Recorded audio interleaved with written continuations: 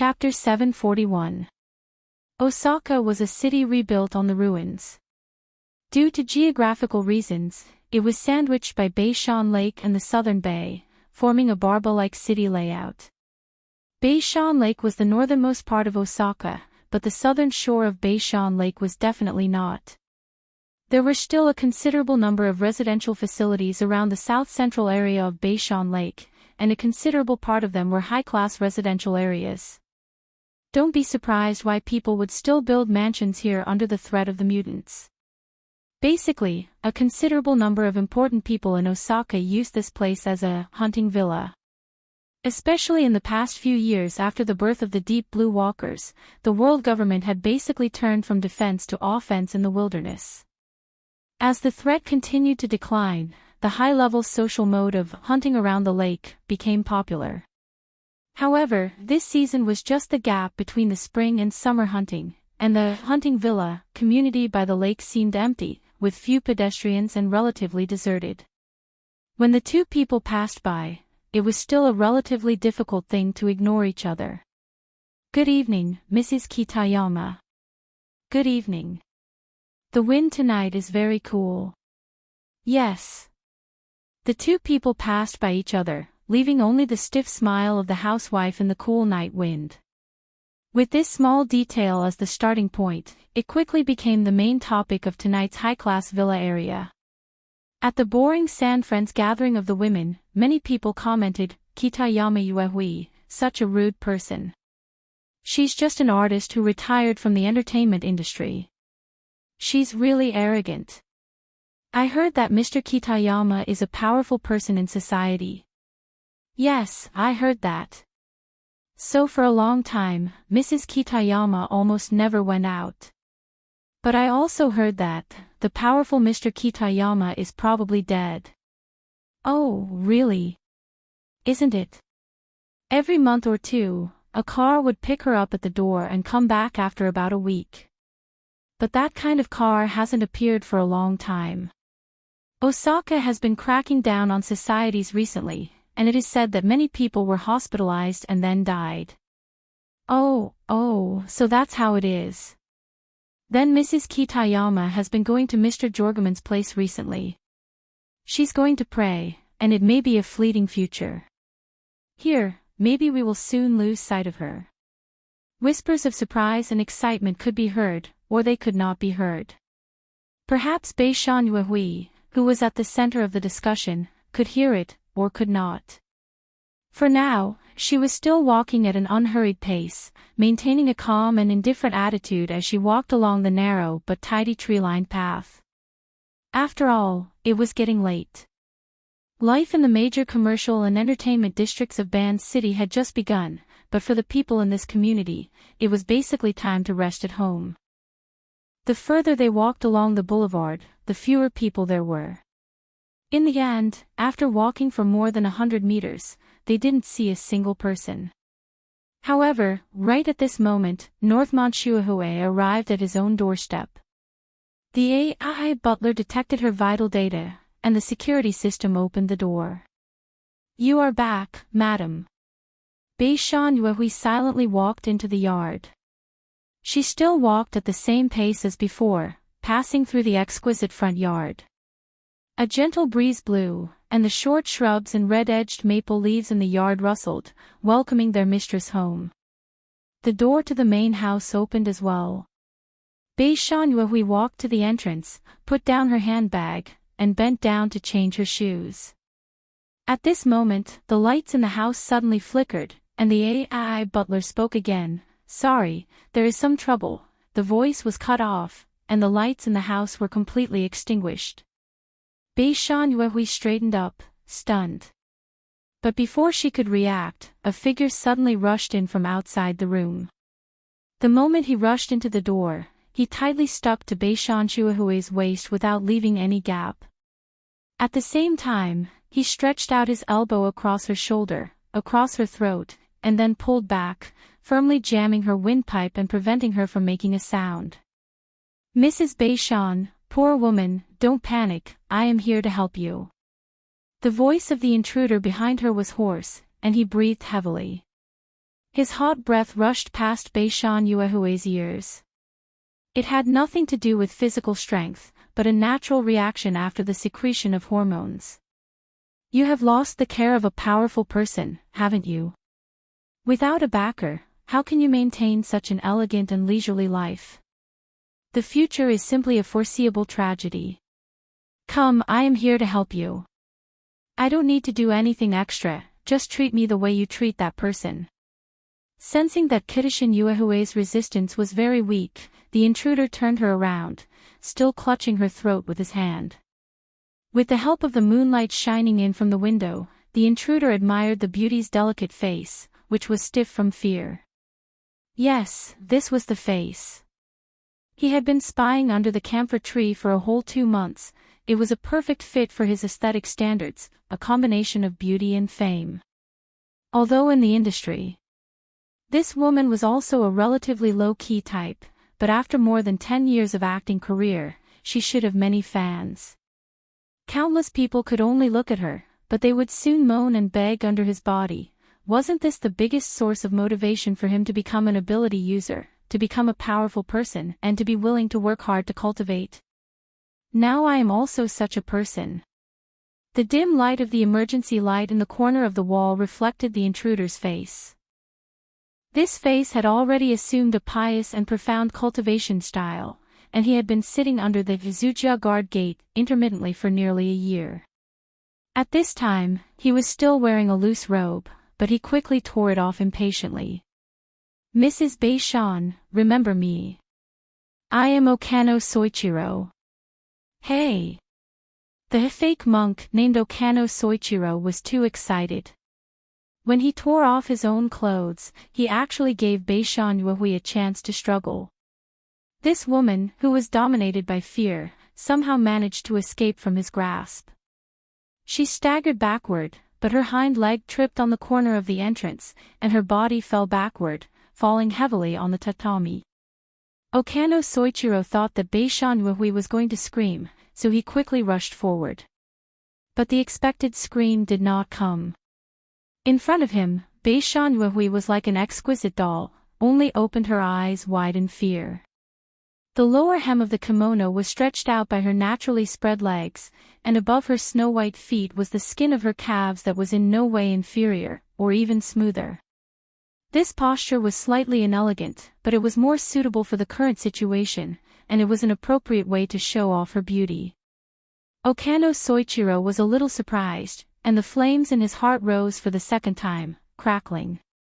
He couldn't help but praise in his heart, she really is worthy of being a senior mistress who has followed a powerful figure for many years. She knows how to use her capital to avoid greater harm.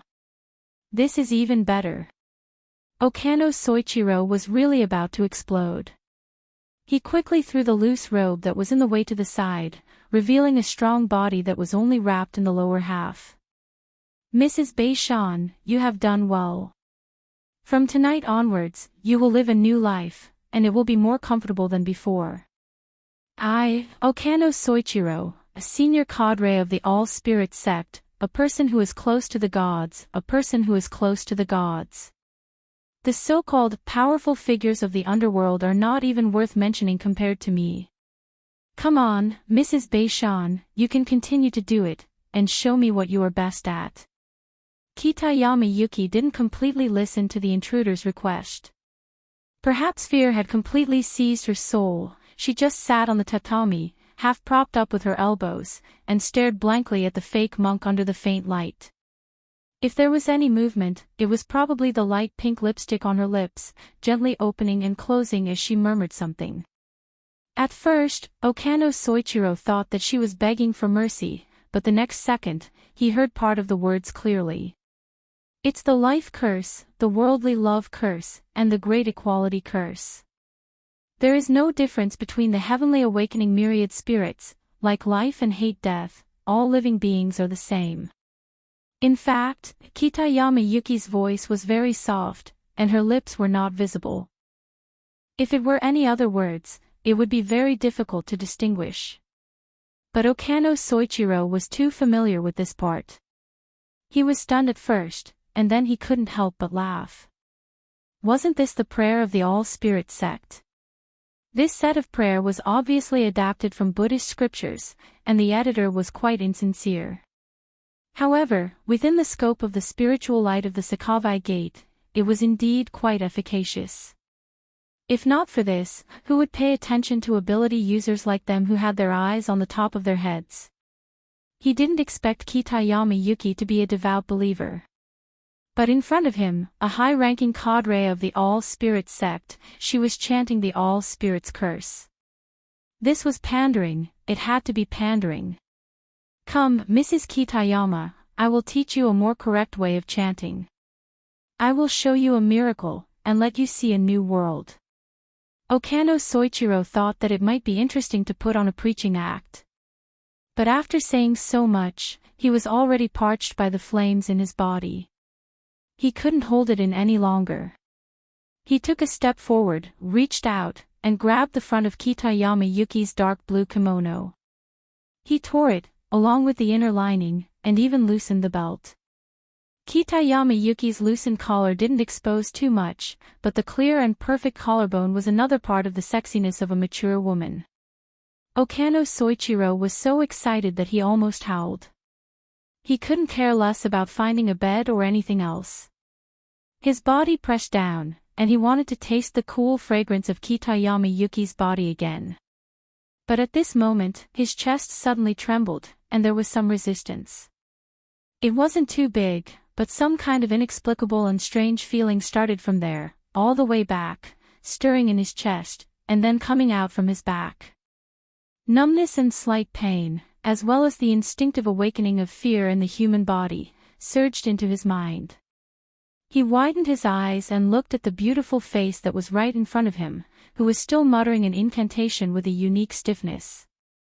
The second and third penetrative attacks came one after another.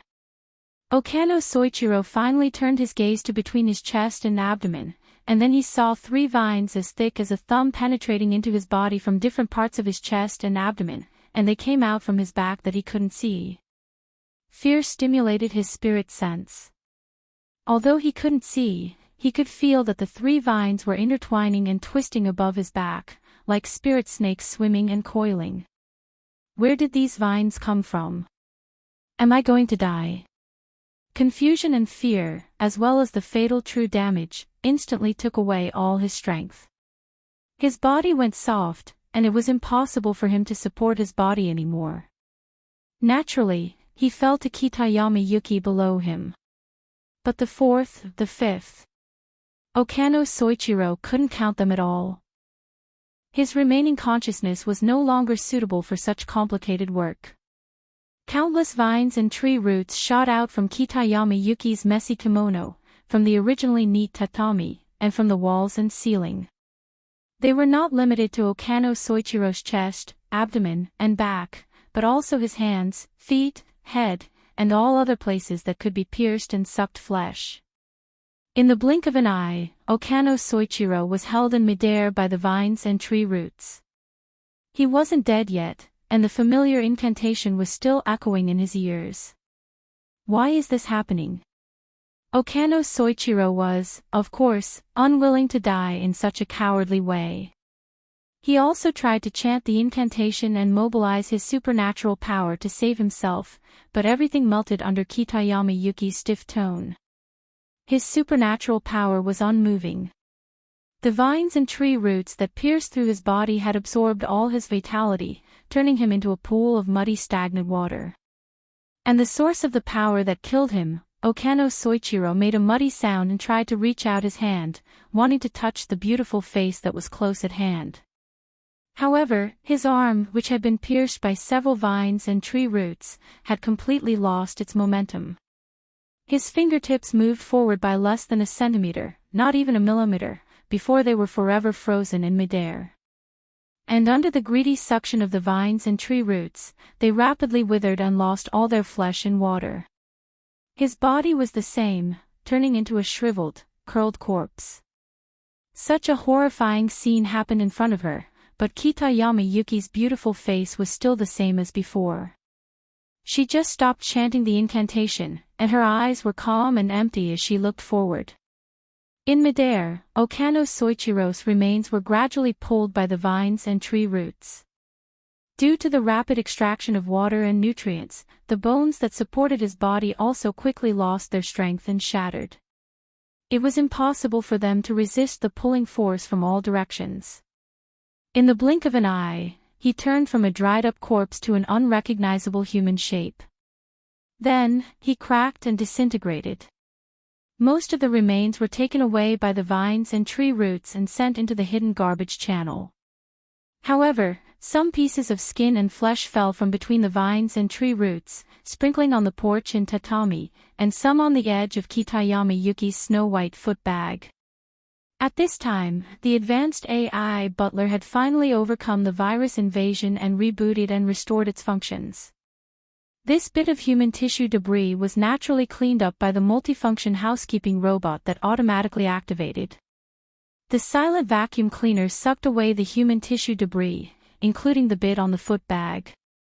During this time, Kitayama Yuki did not move at all. It was not until the cleaning work was completed that she got up. However, halfway through her movement, she suddenly could not continue her follow-up strength. Her body went limp, and she fell on her back on the tatami that was already riddled with holes. She tried again, but even her shoulders could not leave the floor. Only her fingers and feet twitched slightly. Even in this terrible state, her beautiful and delicate face still did not change. Her eyes met the ceiling, and they were also empty and unfocused. There was no fear or panic, and there was no aura that a human should have. Chapter 742. The AI housekeeper's simulated personality was that of a mature and considerate man at home. His voice was gentle and gentle. His announcement was done step by step and carried a sense of leisure. However, the main hall and the entrance were still in a state of being riddled with holes from the piercing vines and tree roots. The mistress of the house was lying on the ground. Her body was stiff and her legs were unnaturally bent. Part of her body was still in the position of being violated.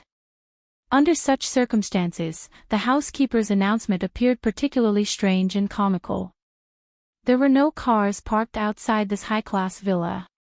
In a practical sense, the housekeeper's announcement was just an announcement that the AI system had submitted to its new master. Nothing more. Following the announcement, the main door of the room opened according to normal procedures. Luo Nan and Yin Lo walked in one after the other. Compared to Yin Li's vigilant and stern body language, Luo Nan was much more relaxed. He even had the leisure to struggle at the entrance, should I take off my shoes? Even though the housekeeping robot was already working very hard, the uneven-sized holes on the ground, the rubble and burrs protruding from the edges, and so on dispelled his thoughts. He stepped directly onto the tatami and arrived next to Kitashin Yuehui, who was lying on her back. He looked closely at the doll-like exquisite beauty before him a few times and nodded, "It's her." Does this count as luck or strength? Who? Yinlo already had some guesses in her mind, but the answer was far beyond the norm. She didn't dare to come to a conclusion easily. She could only beat around the bush and ask another question, that Mr. Kitashin, that the AI housekeeper mentioned. It's Mr. Kitashin's car. Luo Nan corrected the key details seriously and considerately extracted the key information from the AI housekeeper system using the external neuron and displayed it through the projection. Anyone with a bit of common sense in this field would be able to clearly distinguish that the reference database in the system's backend was absolutely not a face or a human body's characteristic vector. The code inside didn't have the corresponding keywords at all. What appeared instead was just as Luo Nan said. It was more like a car and its license plate, plus a special electronic signal. Luo Nan spread his hands. Aside from this Mrs. Kitashin, the access control system only has that car as its reference data. In other words, other than the AI butler being polite to the mistress, the only exception was a car with a specific license plate and signal transmitter. Then, where was the male owner of this high-class residence, Mr. Beishan, the powerful figure in society that the surrounding residents spoke of? I'll send someone to check it right away. Yinlu immediately took a picture of the key code and handed it over to the professionals of the order. However, at this moment, perhaps stimulated by their voices, on the tatami, Kitayama Yuehue's beautiful but hollow eyes focused. The low shrubs and half-tall maple trees in the courtyard rustled again. Most importantly, behind the ceiling, walls, and tatami mats, the rattan roots that were brimming with vitality were also leaping about. Learning from Okano Soichiro's mistake, Yinlu instinctively connects with the blood-soul temple in the abyssal district and interferes in the spiritual and material levels. There seems to be a ring of flame dancing on the surface of her skin. Luonan waved his hand at her. Don't start a conflict. It wouldn't be good if the neighbors found out. But this is not something I can control. Yinlu sensed the vigorous and restless vitality in the surroundings. She felt quite awkward. She was a secretary, so of course she knew that the boss could issue some unreasonable instructions at any time. How to execute them and effectively buffer them was a field of study. The problem was that there really wasn't any leeway for buffering in the current situation, but in the blink of an eye, Yinlu discovered that she was overthinking things. Luonan really didn't have the self-awareness of being a boss. He did things more personally. The youth snapped his fingers. He probably felt that this would make him look quite handsome.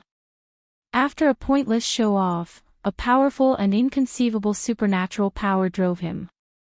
Yinlu saw the rattan roots that had been accumulating power at the edges of the hole seemingly shiver in unison. They froze for at least half a second before they began to withdraw to a more concealed place.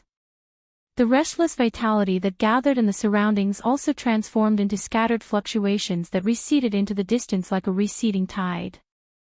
Mister. That person won't disturb us for a while. Luonan squatted down beside Beishan Shuhui. He extended his hand to touch that exquisite and enchanting face. At the same time, he chatted with Yinlu. It's very normal for a mutant to be powerful. But to be able to achieve a state of symbiosis with all kinds of vegetation within a diameter of 20 kilometers and divide them into orderly levels. They can rapidly exchange information, effectively transmit all kinds of nutrients, and continue to push the level of life.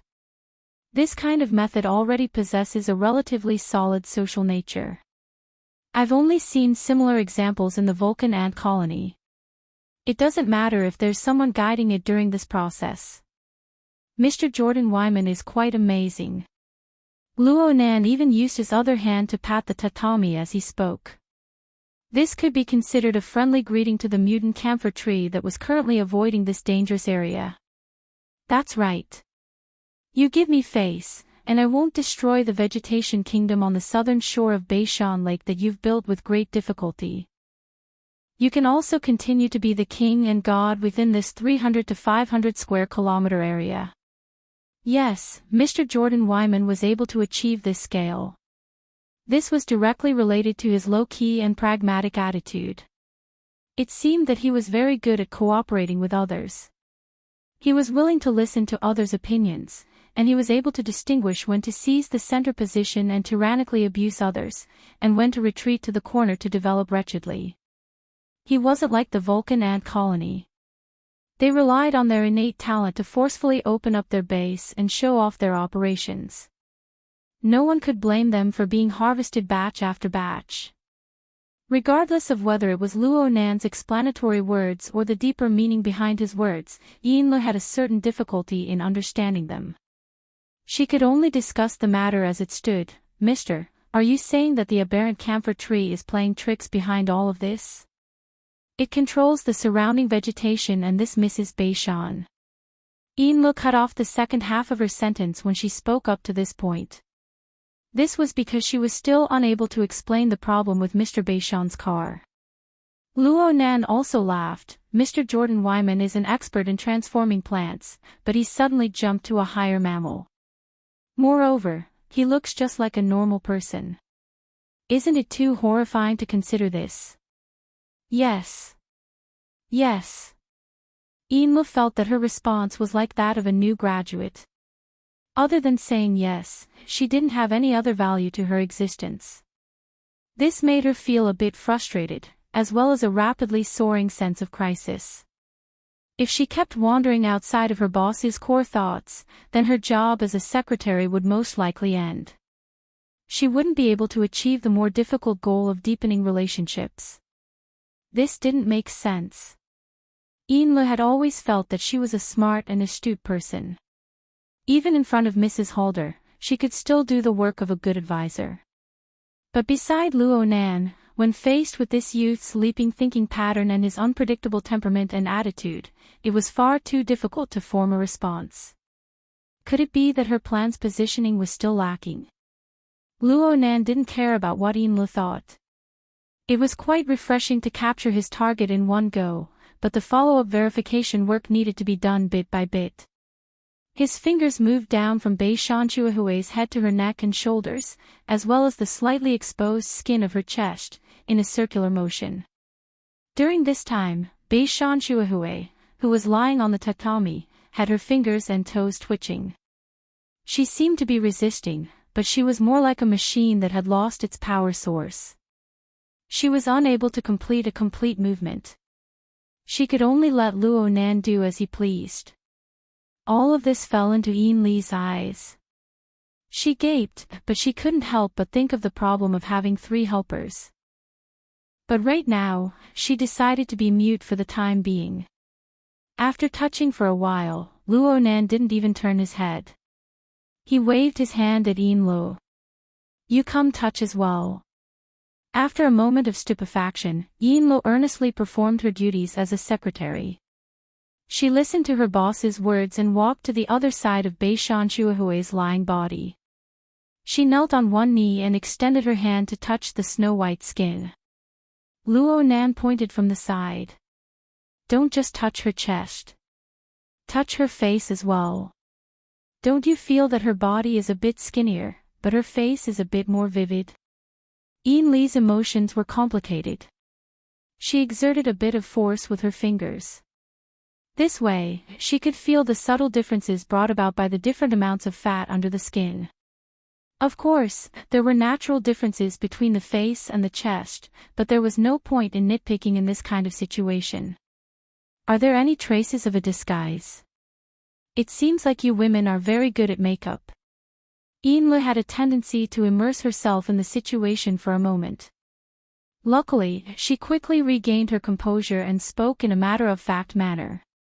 "Her foundation is very good. It's just that she's wearing light makeup. It's unlikely that she's using the head-swapping technique. Of course, it's also possible that she's had plastic surgery or wore some sort of prosthesis. It's technically possible, but it needs to be tested." "Tested? Like X-rays or something?" "More or less. If it's the skin and muscle structure, we might need an MRI." At this time, Eunle finally couldn't hold it in any longer. She voiced out the conjecture that was previously denied by rationality. "Sir, you suspect that this Bei Shanchuahui is that." Yin Guang was halfway through his words when he suddenly felt his lips and teeth go numb. It was as if an extremely penetrating cold wind had blown through the air. And on the other side, Luo Nan had opened his hand. His 5 fingers closed together as he probed towards Bei Shanchuahui's face, slowly moving up and down. Right now, Luo Nan was staring at Bei Shanchuahui, and Bei Shanchuahui's empty eyes were staring back at Luo Nan's face. The two stared at each other through the palm of their hands. Their line of sight was blocked, and they didn't say a word. It was extremely treacherous and bewitching. "Sir." Eunle didn't receive a response. She could only stare wide-eyed at Luo Nan's incomprehensible operation. Luo Nan slightly narrowed his eyes. The mental plane and the material plane interfered effectively. He borrowed the palm of his fingers to build a basic electromagnetic configuration framework. He accelerated the cycling frequency of the electromagnetic wave, pushing it into the field of ionizing radiation in one fell swoop. It formed an extremely short wavelength, extremely high-energy X-ray. Under the effective binding, the X-ray continuously bombarded the structure of Bei Shanchuahui's face. Luo Nan watched the X-ray penetrate and destroy the skin, muscles, and bones, and he received immediate feedback. Several seconds later, Luo Nan shook his head. The X-ray's penetrative power was too strong for the detection of soft tissues. The detection results weren't that great. MR, on the other hand, involved requirements such as the high-speed switching of the gradient field and the detection of the state of the hydrogen atom. Configuration changes and the precision of the mental senses were all big problems. Oh, it seems like the UV level is just right. What? The absorption rate and the reflectivity are clearly different. This is a sun-blocking prosthesis. What good luck.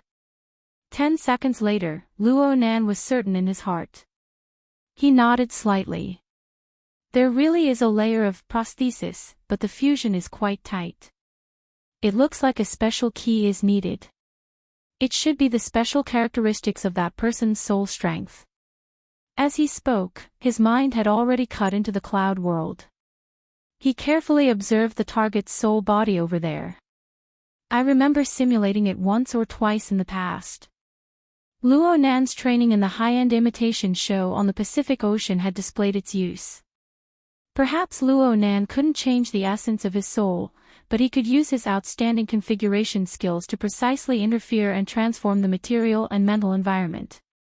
He could disrupt the transmission and reception of information, achieving the objective effect of passing off the fake as the real thing. He could perfectly imitate the mode of operation of that old geezer Gong Chi's soul strength. It would only be easier if he lowered it by 1 or 2 levels. The prosthesis that Luo Nan locked onto was the newest, deceived. Luo Nan's suspended palm descended, lightly imprinting itself between Bei Shanshuahui's eyebrows. When he raised his hand, Luo Nan's naturally closed 5 fingers had already gently peeled off a layer of marvelous fog-like creation. At this moment, the light and shadow of Bei Shanshuahui's palm-sized face were blurred. It was as if a layer of floating mist had been blown away.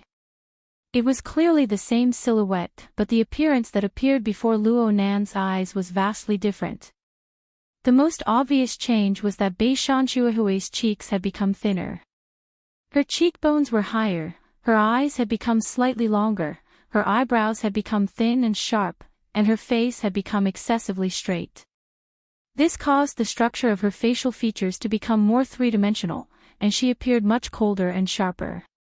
This was a great change in temperament. She might still be considered a beauty right now, but she had instantly transformed from an elegant and exquisite doll that could be picked up and played with in one's hand. She had turned into a cast iron sculpture that had fallen to the ground, but there were still remnants of her dignified bearing. It was to the extent that her basic silhouette hadn't completely changed, but she looked like a completely different person. Actually, there was a large difference between this appearance and the spellcaster who had appeared in the form of a spirit body back at Ocean Sky Cloud City. It was probably the difference between quick-wittedness and rigidity. But no matter what, Bei Shanshuahui, who had changed her temperament, already matched the image on the information nearly perfectly. Snake tongue. Inla let out a low cry.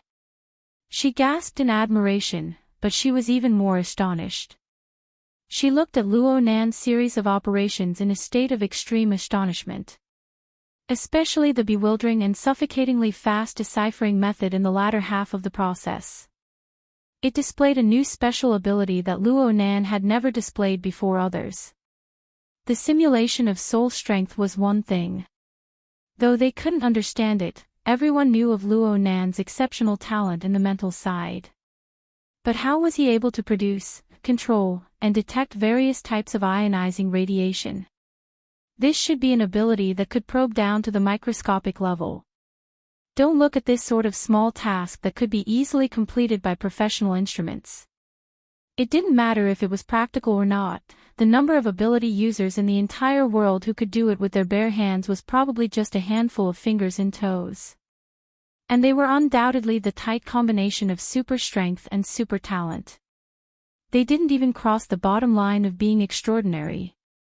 Any one of them was an influential figure that could shake the entire earth with just a stomp of their feet. Oh, there was one exception. He had died not too long ago. It was Jean Tong, who was buried within the material structure of the Blood Soul Temple. His corpse was nowhere to be seen. It was basically confirmed that he had fallen to Luo Nan's hands. Combined with Luo Nan's special requirements for the energy center, Yinluo couldn't help but let her thoughts fly.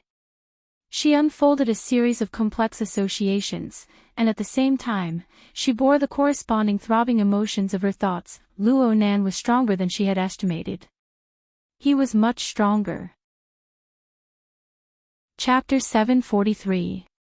Chapter 463. The Truth. What is this? Luo Nan lightly clenched his fist.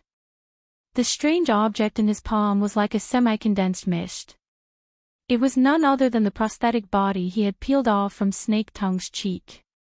It felt substantial to the touch, like a ball of fine yarn, but when he let go of it, it could float in the air on its own. Moreover, it could continuously absorb water from the air. When it absorbed a certain amount, he could even hear the gurgling sound of water. When it accumulated to a certain stage, it began to evaporate and disperse. It was very interesting. Of course, the most amazing thing about it was that it could seamlessly fuse with the flesh and blood of the human body under the interference of soul force, forming a layer of natural skin that was transparent from inside out. The structure of the pores, blood vessels, and other structures could all be flawless. It was simply a divine tool for disguising one's appearance. The information on Snake Tongue didn't contain any similar information. However, such a special object was also famous in the inner world, so Yinluo definitely knew about it. It should be the Veil of Concealment. Due to its special material and effects, it is publicly recognized as a strange object that doesn't belong to this era. Luo Nan blinked. This is the Veil of Concealment. The one that is on par with the Veil of Silence in the hands of the Deputy Secretary General of the headquarters, Gong Qi. He had seen similar words when he was tracking and monitoring in the cloud, but he didn't have a deep memory of it. Yinluo was very familiar with it. Yes. The muslin of concealment conceals one's appearance, while the muslin of silence conceals one's spiritual body. It is said that the combination of the two is the complete appearance of the mystical creature. It is said that it can completely hide a person's traces in the world. Even if an extraordinary is nearby, they will not be able to detect it. It can be said to be one of the strongest assassination tools. No wonder. Luo Nan muttered to himself. In this way, Snake Tongue's participation in the hostile actions against him had a direct relationship of interest. Looking at the subsequent developments, it was clear that Gong Qi had only thrown out the bait and had no intention of letting it go. Perhaps he had the intention of fishing back. However, that old thing did not expect that the little fish would be eaten by the big fish after eating the bait. As a result, he was directly pulled into the puddle, unable to struggle out. Luo Nan subconsciously squeezed the mass of mist until his palm became moist and beads of water dripped down. Only then did he loosen his grip. Seeing that he was lost in thought, Yinluo curiously asked, "Sir, what did you say?" "Oh, it's nothing. I'm just curious how this thing was made." It's precisely because they can't understand that they're called not belonging to this era. Many people believe that it isn't a man-made product, but rather a natural product from a plane like the Deep Blue World, or perhaps a special remnant of a dead mutant. When did the Veil of Concealment and the Veil of Silence separate? Well, it seems like it has always been in a separate state. Then how can you be sure that they are a set? Yinluo was in a sorry state after being attacked by the curious baby. She could only make guesses. It's probably from the function, and the appearance is indeed similar. Oh. In the end, Luo Nan didn't ask any further questions. He just squeezed the watery muslin in his hand a couple more times before letting go. He let the muslin of concealment float in the air, and his attention returned to Snake Tongue, who had already revealed her true appearance. Yinluo sighed inwardly. She half changed the topic and half sighed ruefully. Snake Tongue's move is like the legendary painted skin story. No, if it's in Band City, it should be the legend of the Bone Lady. Bone Lady. It's the folklore of the archipelago. The general idea is that a woman who was humiliated and bullied in her life would turn into a malicious ghost after her death in anger. Because her flesh and blood would turn to ash, only a pile of bones would remain. Therefore, she would use the skin of a beautiful woman to disguise herself and take revenge on men with vile characters. Snake Tongue isn't someone who was humiliated and bullied. Of course, it's hard to say now. Enlo blinked. She still didn't quite understand Luo Nan's words. However, she was soon ordered by Luo Nan to search the entire residence for all sorts of clues. As for Luo Nan himself, he remained at the mysterious gate. He sat on the tatami in front of Snake Tongue, his chin resting on his hand as he pondered. Enlo, who was searching the residence, passed by the living room a few times. Luo Nan didn't always maintain that posture. He had already opened the virtual work area, observing and drawing Snake Tongue. That's right. He was using Snake Tongue as a model, a continuous sketch or sketch. It was most likely the latter. This was because Luo Nan had changed locations several times in a short period of time. The angle of the drawing in the virtual work area was constantly changing. On the other hand, Snake Tongue kept twitching in place until she exhausted the last bit of her strength. She fell completely limp before Luo Nan's eyes. Enlo couldn't help but feel that if she had a video camera in her hands, she would be able to completely record the scene from before. She wouldn't need to edit it at all. It could be considered a horror film. She was really unable to understand Luo Nan's logic. She could only earnestly do what Luo Nan had arranged. She wandered around the various areas of the residence for around half an hour before returning to report, "Sir, we've discovered a life support system in the basement. There's also an ice coffin. The reserve nutrient fluid within the oxygen chamber and the automatic circulation system have been completely used up. The ice coffin hasn't been used yet. And there's a curse barrier in the basement, but it has already lost effectiveness. There are also traces of rattan roots piercing through. Some of them were used for coordination, so the traces are relatively old. Some of them were used for destruction, so the traces are relatively new." So, Enlo paused for a moment. She saw that Luo Nan didn't express anything, so she continued speaking, "So I have a preliminary guess. Snake Tongue and that Mr. Journeyman once had a close cooperative relationship. Snake Tongue helped Journeyman awaken his soul and regulate his energy. And Journeyman provided protection and nutrients to Snake Tongue's body after her out-of-body state. However, Snake Tongue's out-of-body state this time was far too long. It exceeded the normal range, causing Mr. Journeyman, who protects Sakura City, to develop some sort of malice. At the very least, he slacked off in his work related to providing nutrients." Luo Nan didn't comment on the logic of Ian Lee's speculations. He just mentioned, "There's also the Myriad Spirit Order." Yes, there's also the Myriad Spirit Order. Enlo didn't make a light judgment on this matter. The clues were truly too tangled. The incantation Snake Tongue chanted was the common prayer of this order. And then Journeyman appeared and killed a high-ranking officer of this order. And this high-ranking officer was someone who cultivated under the tree for a long time. It seemed that he had a close relationship with Journeyman. "Then, I'll arrange for people to clearly investigate the situation with the Myriad Spirit Order." Enlo inquired probingly. Luo Nan still didn't comment. Enlo was a bit confused, but there were some things she needed to report. There's also information related to Mr. Beishan's car. It's a Falcon-class commercial car that people of the underworld like to use. It's parked in the underground parking lot of Ishikawa Real Estate in Sakura City all year round. It's rarely used, and the property does maintenance once a year. There's some truth to the gossip in the residential area. Starting from 4 years ago, the Falcon-class commercial car would drive out for a week every month. Its destination is this residence. But the people driving are different every time. According to the registration information, they belong to different driving service companies. They're hired to do things, and they're contacted online every time. There's very little information left behind. As for the deeper details, we'll look for the hired drivers to confirm. Luo Nan went, okay. Then he shook his head. Mr. Yin Lo was about to be crushed by her doubt into depression. The rest are just insignificant details. Luo Nan extended his hand and fiddled back and forth in the virtual work area.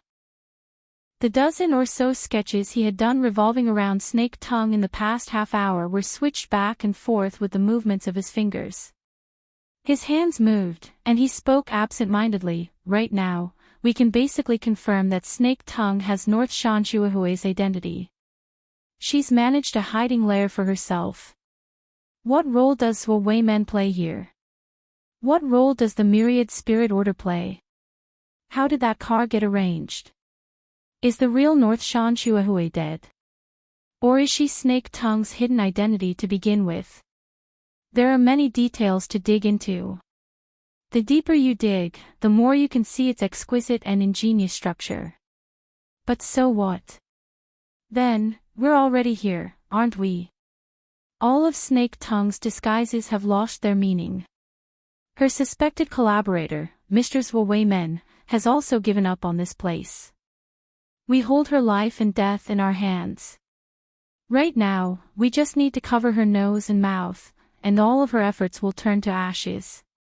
Yin Lo was speechless. It was true that Luo Nan's tone was absent-mindedly, but she couldn't mistake his particularly serious gaze. She didn't doubt in the slightest that this youth would carry out these words without the slightest hesitation if necessary.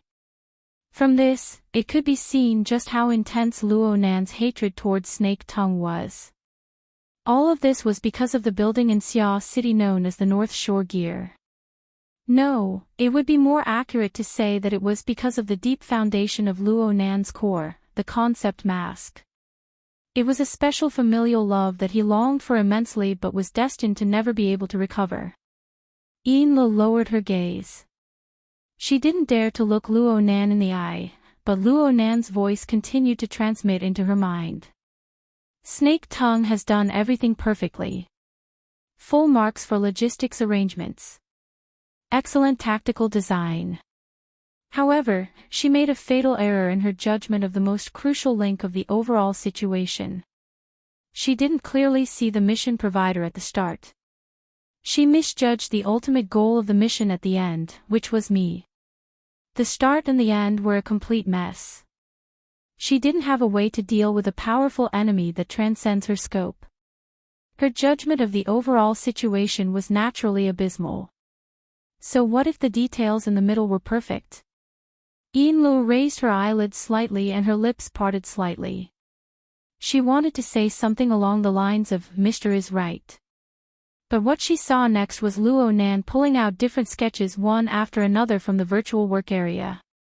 Some of them had concrete images. Some of them were just abstract silhouettes.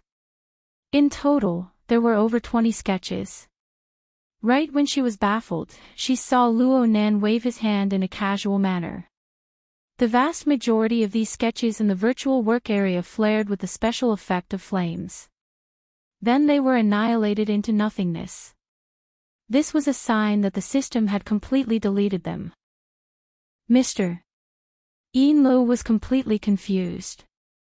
Yin Jian isn't far. You need to take this as a warning. Luo Nan's eyes were exceptionally bright and clear before the flames ignited in the virtual work area. He laughed once more. I was lazy and didn't add the most important parameter. Luckily I haven't handed in my homework yet. Otherwise, it would really be ugly. Luo Nan spoke words that Yin Lo didn't understand at all. He stood up and walked outside. Let's go. We need to work overtime tonight. Yin Lo completely gave up on understanding Luo Nan's thoughts. she just followed him. But when she saw Snake Tongue lying at the edge of the entrance, she couldn't help but ask for instructions. "I'll send people to move Snake Tongue."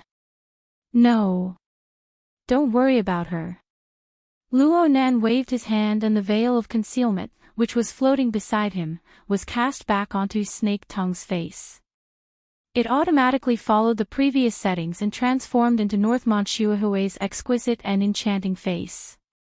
Even though I don't want to say it, it's really too much of a pity to destroy such an exquisite and ingenious setup. Don't you think so? Chapter 744. Snake Tongue wasn't sure if she was still alive. Her soul had already been in an out-of-body state for over half a year. To be precise, it had been 183 days. A spellcaster's high-precision perception of changes in the world allowed her to be like a clock, meticulously recording the passage of time.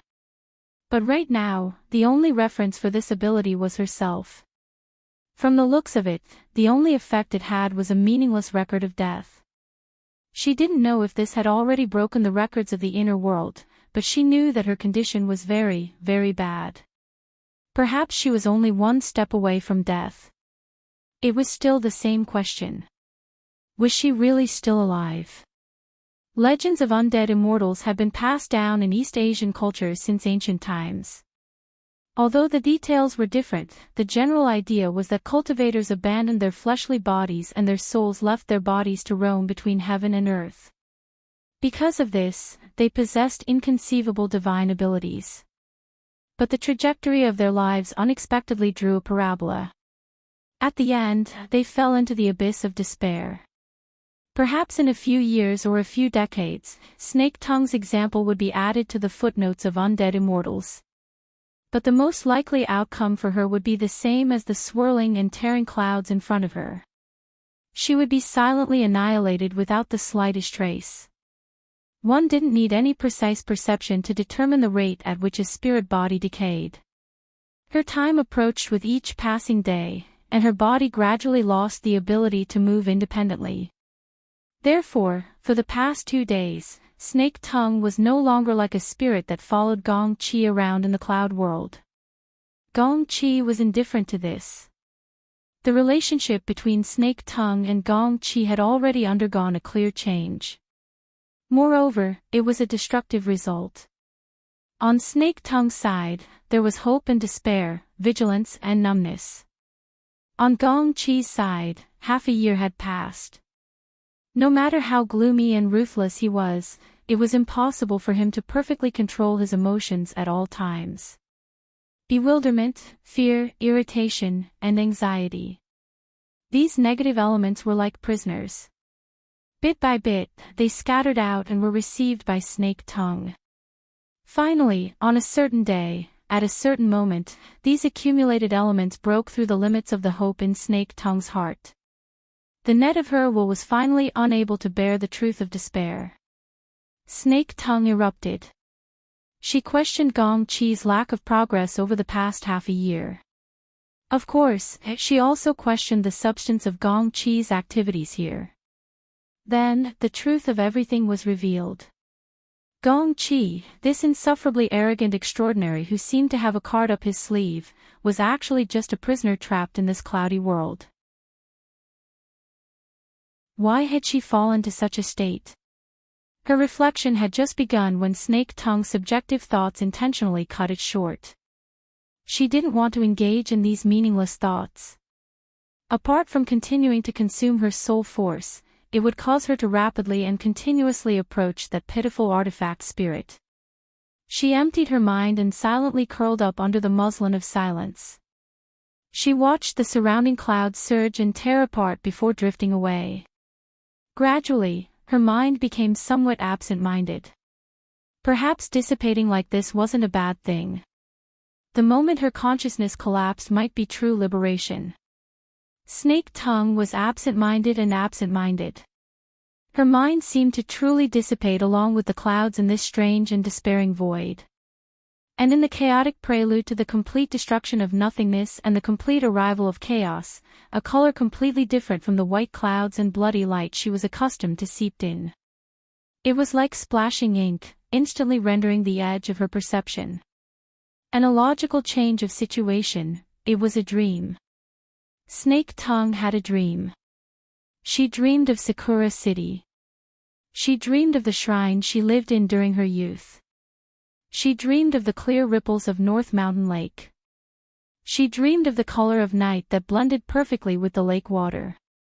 Under the hazy curtain of darkness, she calmly walked on a tree-lined road.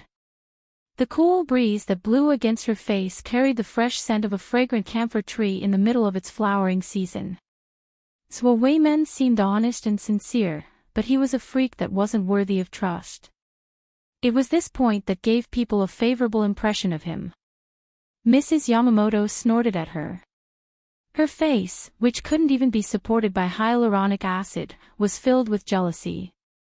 Right, she was also Northmont Yuehui. In her early years, in order to conceal her identity, she had personally operated a fake body to satisfy the desires of a few young girls. That was an age of freedom.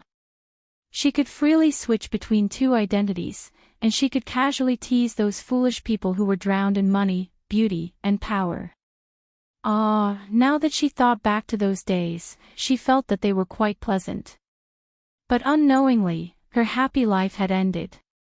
It was probably after she became a B-rank curse mage that she began to have even greater ambitions towards cultivation. She wholeheartedly worked hard to climb even higher peaks. Snake Tongue, who was also Northmont Yuehui, had returned home while drifting through her memories. Up until now, everything had been fine. She put down her handbag and bent over to change her shoes. In the next moment, the attack arrived. Snake Tongue was absent-minded once more because her instinctive reaction was completely ineffective. Her defensive counterattack had been completely reduced to nothingness. And what appeared before her eyes was a scene that seemed so real that it bordered on absurdity. That's right, am I dreaming? This dream was so real that it caused one to tremble. Snake Tongue dreamt that Northmont Yuehui was walking like a normal person between the residence and the distorted camphor tree. This was the pilgrimage route that she had planned out. This meant that her fleshly body had already entered the most dangerous stage. She had to accept the protection and energy injection of Georgia Wei men. She also dreamt that Northmont Yuehui had been infiltrated and violated. The irony was that the intruder was actually a high-ranking cadre of the myriad spirit order that she had single-handedly created. Georgia Wei men had made a move. This was within reason. But it could be seen that after that bastard had seized the life of a high-ranking cadre of the order, he hadn't left Northmont Yuehui any leftovers. And when the chaotic situation ended, only Northmont Yuehui remained in the messy residence. This was her body, which had exhausted the last shred of its strength, making a final struggle. It can't be like this. I have to get up. Snake Tongue had enough of this dream.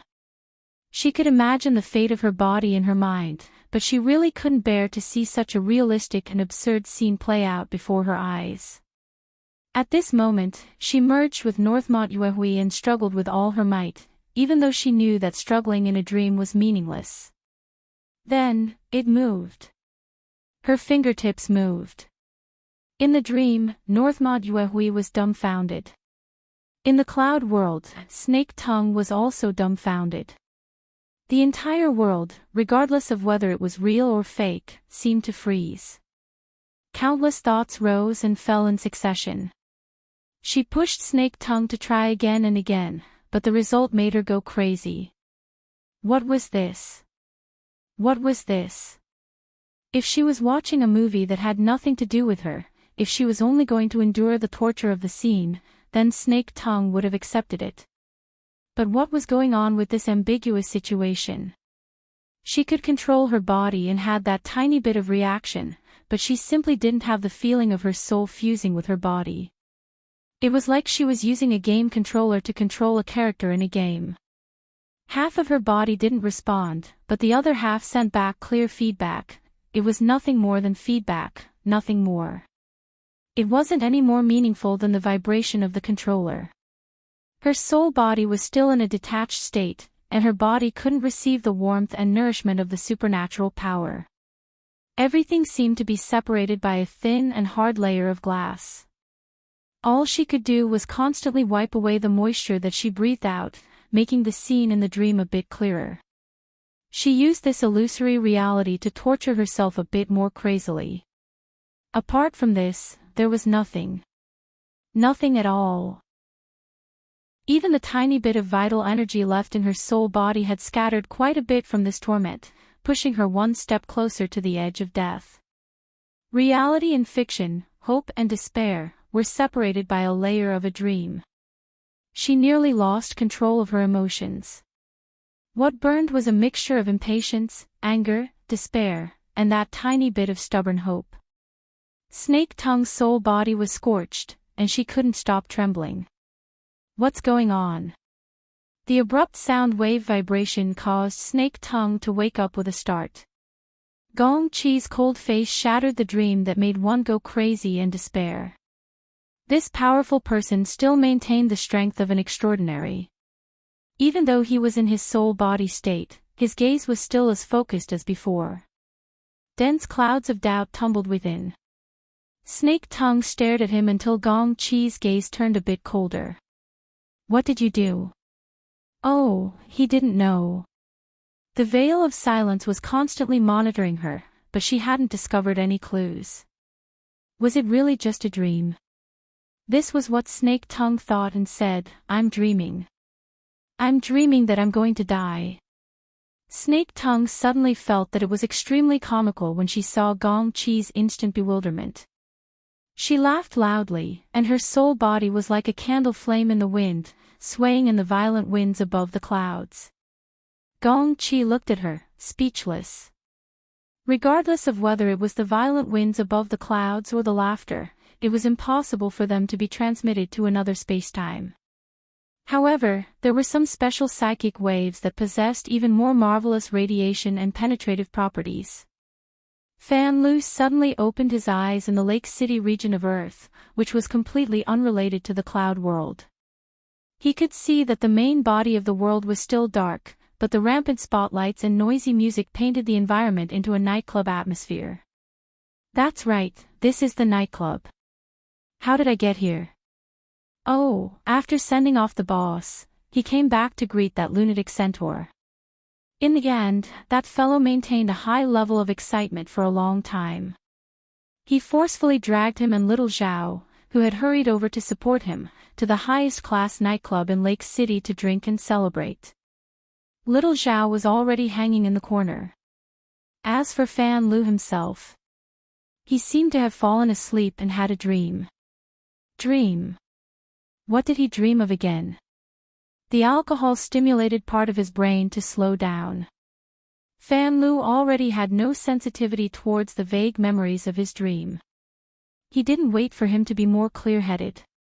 A grimace painted with blush, eyebrow pencil, and lipstick suddenly blocked his eyes. The grimace opened its mouth and roared, "Get up and get high. F***ck, what a nightmare. What the hell are you doing, centaur?" That's right, there seemed to be a centaur in his dream. That fellow was messing around in the old base. Fan Lu's thoughts were broken again. In reality, the centaur in the real world was grabbing his shoulder and shaking him violently. The shaking made the 1 kilogram of alcohol that he had just poured into his mouth want to be sprayed onto the ugly face in front of him. If that happened, he would be dead for sure. Fan Lu decided to go out and sober up. He could actually dream of this centaur. If he continued to play with this lunatic, he might take the initiative to drill into the gene modification room. He covered his mouth and waved his hand to push away the centaur. He hurriedly got up and walked out. However, just as he took a step, he was grabbed by the back of his collar and forcefully pulled back. At the same time, another 1 kilogram bottle of brandy was forcefully stuffed into his mouth. Woo woo woo, the centaur laughed loudly until his entire face was distorted. At the same time, he didn't forget to call out to the various beauties in the room, "Take off his pants, let's celebrate. Also, whoever gets this guy's belt, no matter how much other venues offer, I will pay them all. That girl will be the queen tonight." The 7 or 8 women in the private room screamed at the same time. The next moment, Fan Lu, who was drunk, was drowned by the pink arms and legs. His eyes rolled up, and his remaining consciousness asked the ultimate question in the world: who am I? Where am I? Chapter 745. April 28, 2097. It was the weekend and the moon was waning. However, it was still a bright moon that did not fall at night. Whether it was on the shore or on the lake, the view was flat. The lake and the sky seemed to be devoid of dust. In Bancheng, such moonlight was said to be able to shine through the Beishan Lake and reach the ruins of the ancient capital under the lake. Therefore, many Bancheng residents went on a family trip to the Beishan Lake to enjoy the scenery of moon overlooking Mountain Island. There were also people who set off fireworks or took a boat to the lake until the latter half of the night. Thanks to the moonlight, the incense of Mr. Zoe Jiawei was also very strong these 2 days. The clusters of white flowers on the branches and leaves seemed to be able to store moonlight, which contrasted with the green leaves. It was dazzling. Yinlu stood on the top deck and looked at the lakeside where the figures were gradually thinning out. Most of them were looking at the special camphor tree. She was only 2 or 3 kilometers away from the lakeside. The person on the shore must have also noticed this. The aquatic plants near the shore also seemed to be very active, rippling light waves in the shallow water. A very cautious guy. Yinlu had no intention of challenging Zoe Jiawei's vigilance. Speaking of which, it should have been scared out of its wits in the past 2 days. Well, the surrounding residents were actually not having a good time. However, everyone was muddle-headed and forgot everything when they woke up. If you insist on being isolated from the world, then you can't blame others. With a smile, Yinlu sent a signal to the crew. The ray yacht turned around. Like a dolphin, it swam on the sparkling Beishan Lake, showing off its skills and breaking through the waves. Soon, it left the trees and stone embankment on the southern shore behind. However, at this time, Yinlu's mind still maintained a vague connection with the other side. She herself did not have this ability. What she relied on was the Blood Soul Temple in the Abyss District. It was through the magic of the Blood Soul Temple that she could collect the restless emotions that were constantly gathering and pressurizing in the relatively vast area on the southern shore of the Beishan Lake. It originated from the dream.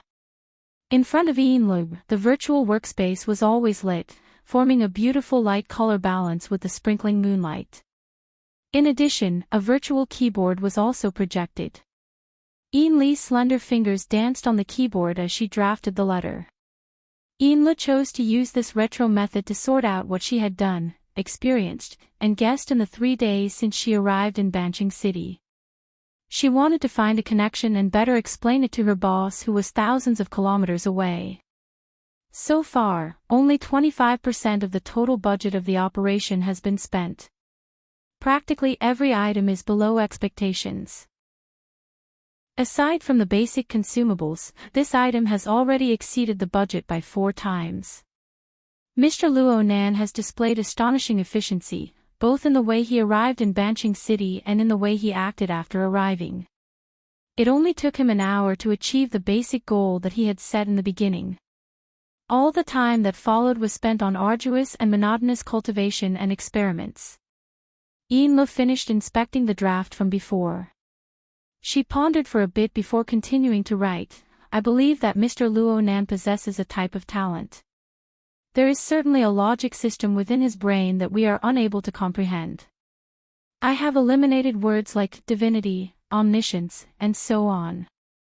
This is because I have seen Mr. Luo Nan repeatedly make inconceivable judgments.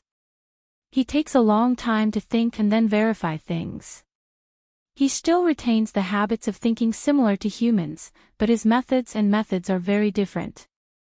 Right now, the yacht had slightly changed its direction, and the angle of the moonlight was slightly different. The virtual workspace automatically adjusted the brightness of the colors, forming a faint wave-like fluctuation. The speed of Ian Lee's fingers was not affected. On the contrary, when it came to the current domain, the magical experiences of the past few days surged up in her mind, forcing her to not even think about words and forming sentences.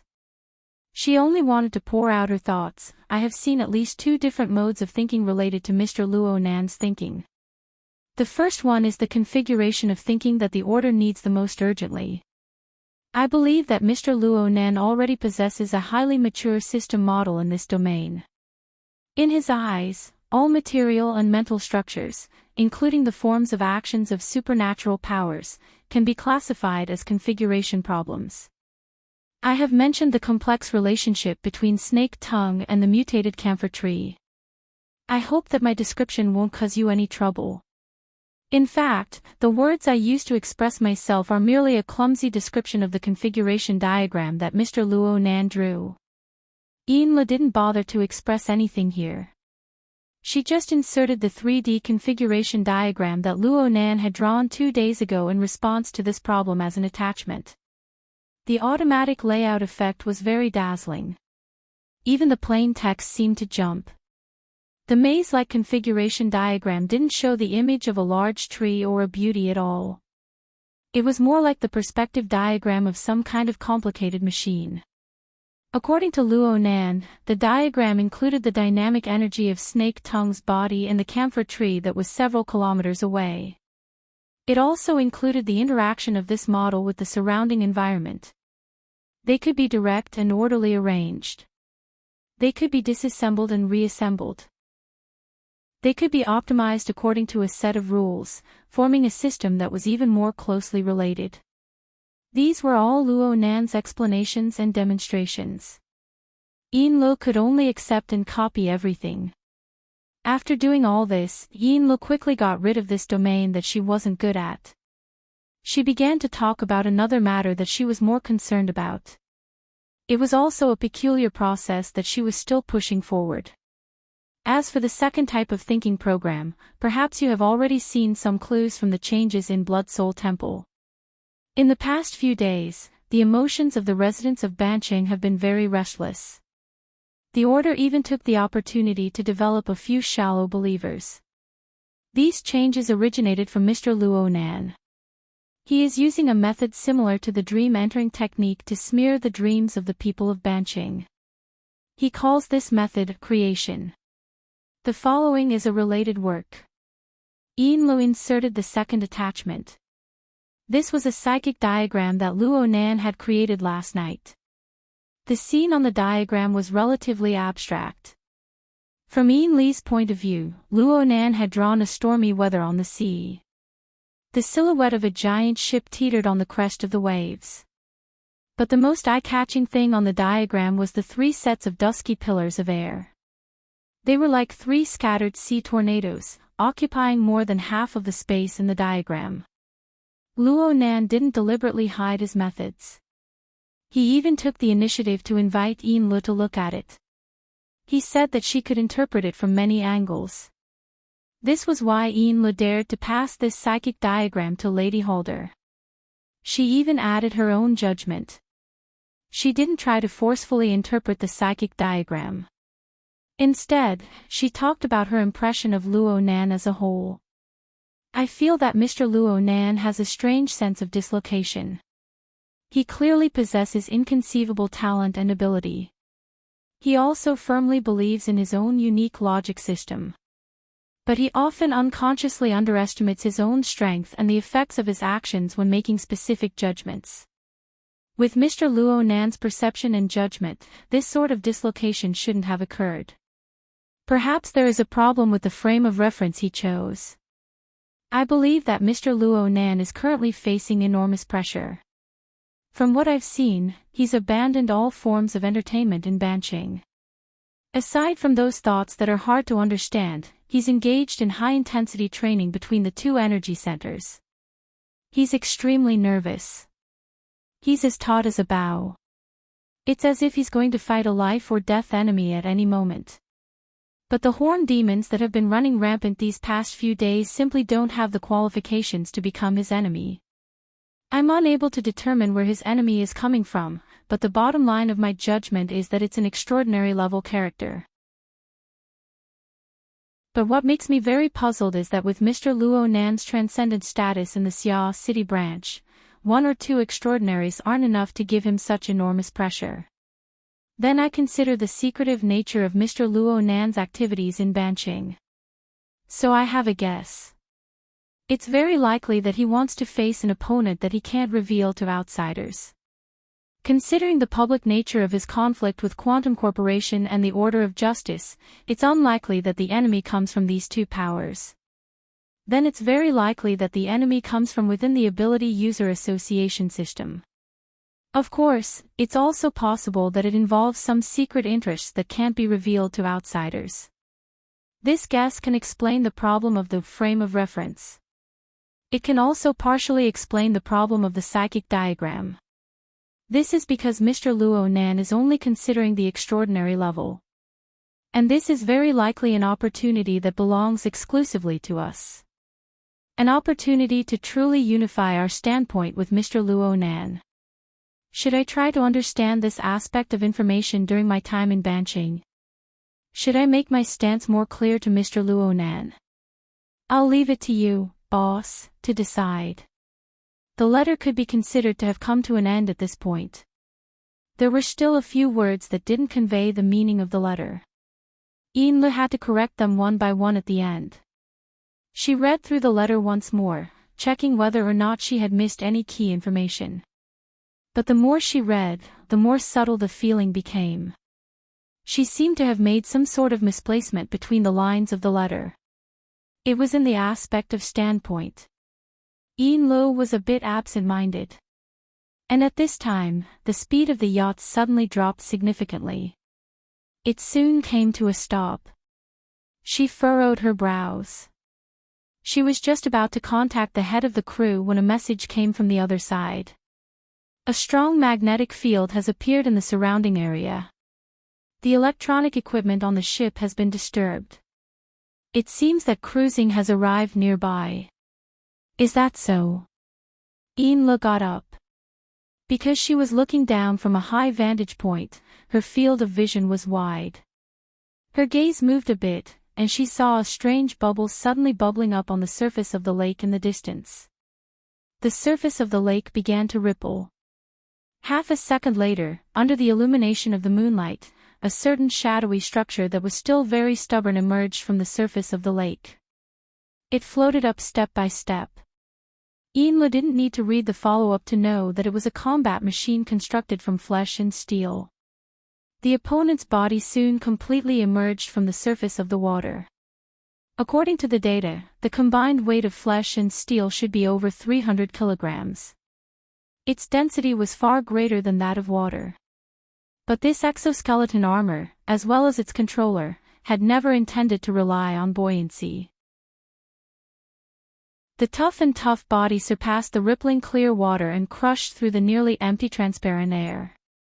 It slowly rose between the lake and the sky illuminated by the bright moon. It floated in midair.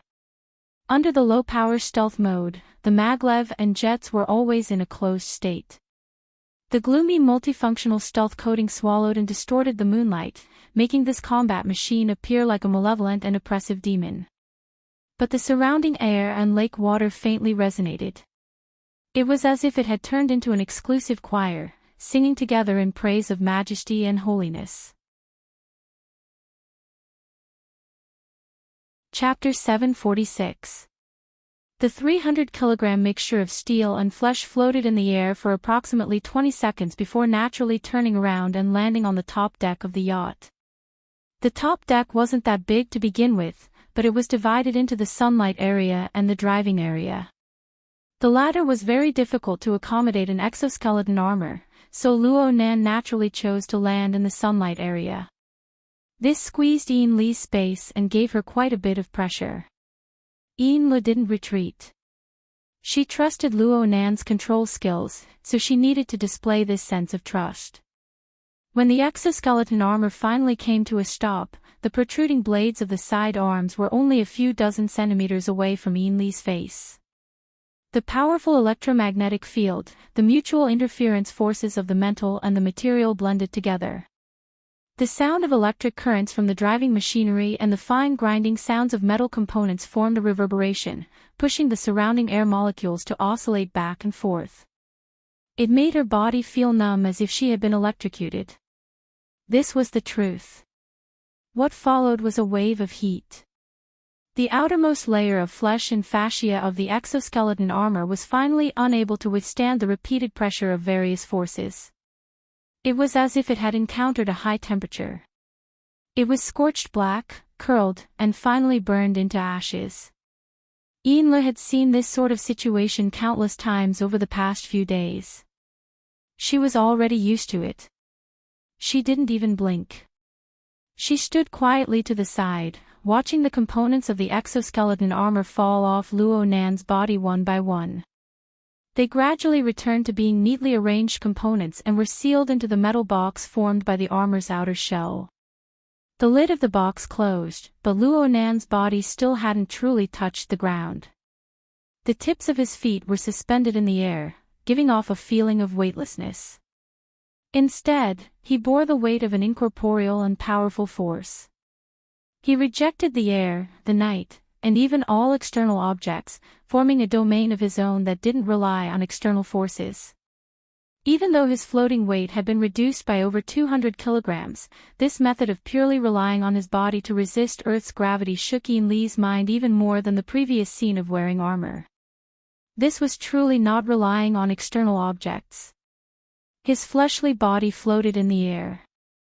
This was an extraordinary power that humans had always yearned for in their dreams since ancient times. Even though they had entered the era of distortion, this sort of ability was still rare. It was also the most eye-catching. Especially since Luo Nan didn't use any shortcuts or methods. Instead, he used his control of electromagnetic power to probe into the fundamental plane of the world. He used the most upright methods to form this legendary scene. Of course Ian Lo was envious in her heart. She had also tried flying before, but it was through an out-of-body state. She couldn't understand the similarities and differences between the two, but it must be a wonderful experience. She didn't need to conceal her emotions. She just stood beside Luo Nan's floating body and let out a soft sigh of admiration, truly inconceivable strength. If I start learning electromagnetic configuration from now on, will I have the chance to replicate your ability in the future, sir? Of course, this is the most basic requirement. Luo Nan let out a long breath. The tips of his feet finally touched the deck, and the powerful electromagnetic field around him gradually subsided. With your relationship with the Blood Soul Temple, you already possess the basic strength of mental interference with matter. As long as I can grasp the basic electromagnetism configuration and learn some transformation techniques, I will definitely be able to fly in the air for a short period of time. As for combat applications, I am currently learning them. Clearly, someone had chosen the wrong frame of reference. Ian Le didn't continue this topic. As his secretary, mentioning herself was actually a way to highlight the brilliance of the boss. It would be too stupid to declare that she wanted to become like the boss, even if she couldn't help but yearn for it. She changed the topic to Luo Nan's practice schedule. Today ended a bit early. Sir, do you have any other plans? Or do you want to rest early? There's news from Xia City. It's a good time for me to change my mind. News? The coordinates of Grandpa's laboratory are up for auction. Luo Nan was too lazy to form a sentence. He just said a few key words. He sat directly on a bench in the sunlit area and relaxed his body. There's finally some news from that side. I think they'll send me an invitation in the near future. Ian Lo was even more cautious when dealing with such a sensitive topic. Have you already confirmed the auction house? Yes, the Toyama auction house. It's over at Bin City. Bin City. Ian Lo nearly said, what a coincidence. But when she saw Luo Nan's unexpectedly relaxed expression, as well as Luo Nan's increasingly deep eyes, she swallowed back her words. She thought for a bit and said, "The Toyama auction house has quite a lot of activities in the inner world. After all, the surroundings of the archipelago are rich in mutant species. A lot of special materials are auctioned there. I remember that their spring auction is about to begin. If it's in Bin City." "It might not be in Bin City." Luo Nan faintly smiled. "If we play a little bit and add some promotional activities, wouldn't we be able to pull more people onto the ship?" "Onto the ship?" Enla subconsciously swept a glance at the yacht beneath her feet. She didn't understand Luo Nan's joke. "Mister, if you want to raise funds," Luo Nan directly interrupted her, "why would I need to spend money on my grandfather's things? I just want to see who in the world is the one paying for the sound." Enlo was unable to grasp Luo Nan's emotions and thoughts. She could only say the most correct words, "I'll listen to Mister's instructions in everything." Luo Nan nodded slightly and raised his eyelids. He saw that the lights were still on in the work area. Let alone the words on it, the graphics were very familiar. "Report to Mrs. Halder." "Yes. Mrs. Halder is very concerned about Mister's situation." Enlo absolutely wouldn't call Mrs. Halder boss at a time like this. However, Luo Nan wasn't able to understand her meticulous thoughts. Luo Nan didn't have any clear interest in Enli's manuscript. He raised his head and rested in the sunlit area, adjusting the state of his body and mind. Oh, the moonlight was shining down right now. Enlo was certain that Luo Nan didn't care about the matter of the report, but she still didn't close the work area. She just gently walked to Luo Nan's side, bent her legs, and knelt on the bench with one knee. She massaged Luo Nan's shoulders to loosen his muscles. For work like massaging shoulders and massaging back, the most suitable position was naturally at the back. However, the top deck was an inch of gold. The position Luo Nan chose just so happened to be at the edge of the water. There really wasn't any suitable space at the back, so Enlo could only use this awkward position. However, this made them appear more intimate, so Luo Nan didn't refuse. Luo Nan closed his eyes and enjoyed it for a moment, allowing his body, which was suffering from the penetrating effects of the electromagnetic field, to relax a bit. When he opened his eyes again, his gaze didn't immediately focus. Instead, he was dazed for 2 seconds before he focused on the most eye-catching virtual work area on the top deck. In the end, his gaze focused on the psychic diagram embedded within the words. This diagram was the work he was most proud of for some time. The most wonderful thing about it wasn't the information revealed, but the core logic that formed this diagram. Luo Nan had told Enlo that there were multiple angles of reference and interpretation, but deep down in his heart, he always believed that the only person who could truly understand this psychic diagram was perhaps himself. This was because this was an intuitive diagram constructed upon the foundation of the developer mode of the mental world. It was also the first time Luo Nan didn't avoid a true enemy. He risked the danger of suffering a backlash from psychic communication to carry out a surveying and mapping survey. Luo Nan's initial clairvoyance on the mental plane was vastly different from the results he saw from other ability users. He didn't see the structure of 3 layers, 1 region, and 1 domain from the very beginning. Instead, he saw a deep multi-layered structure of curtains. Countless curtains fluttered and fluttered within the deep void. They were all independent, layer upon layer, and there was no end to them. However, under the influence of rules and power, several strands would occasionally twist and converge, forming either stable or loose nodes. The vast majority of them were only temporarily adhered together, quickly dispersing on their own. But there were also some that, once twisted together, formed into a dead knot. Brand new rules and laws were solidified, making it hard to separate. Basically, Luo Nan viewed the movements displayed by these curtains as the reflection of extraordinary power on this special plane. Every node that was twisted by the curtains was the result of the extraordinary power of an ability user. It was just like when people explored the abyssal region. Some people were powerful enough to leave behind permanent or semi-permanent solidified configurations in the abyssal region. Some people couldn't even persist for a few milliseconds. Of course, the developer mode of the mental world and the abyssal region couldn't be equated. The former was more like the bottom layer of an operating system. The layers involved were deeper and broader. It was more like the intuitive embodiment of some system rules. Luo Nan viewed this judgment very cautiously, but he would occasionally float. He gave himself the grand title of a man who gazed directly at the truth of the world. This was the first time that Luo Nan's version of the truth of the world was consciously replicated and placed into the psychic diagram. It was precisely because of the display of the information in developer mode that this psychic map showed three gigantic sea tornado elements that stood between the sea and the sky. These were three powerful extraordinary level enemies that could directly influence the future. The first was naturally Gong Qi of the cloud world.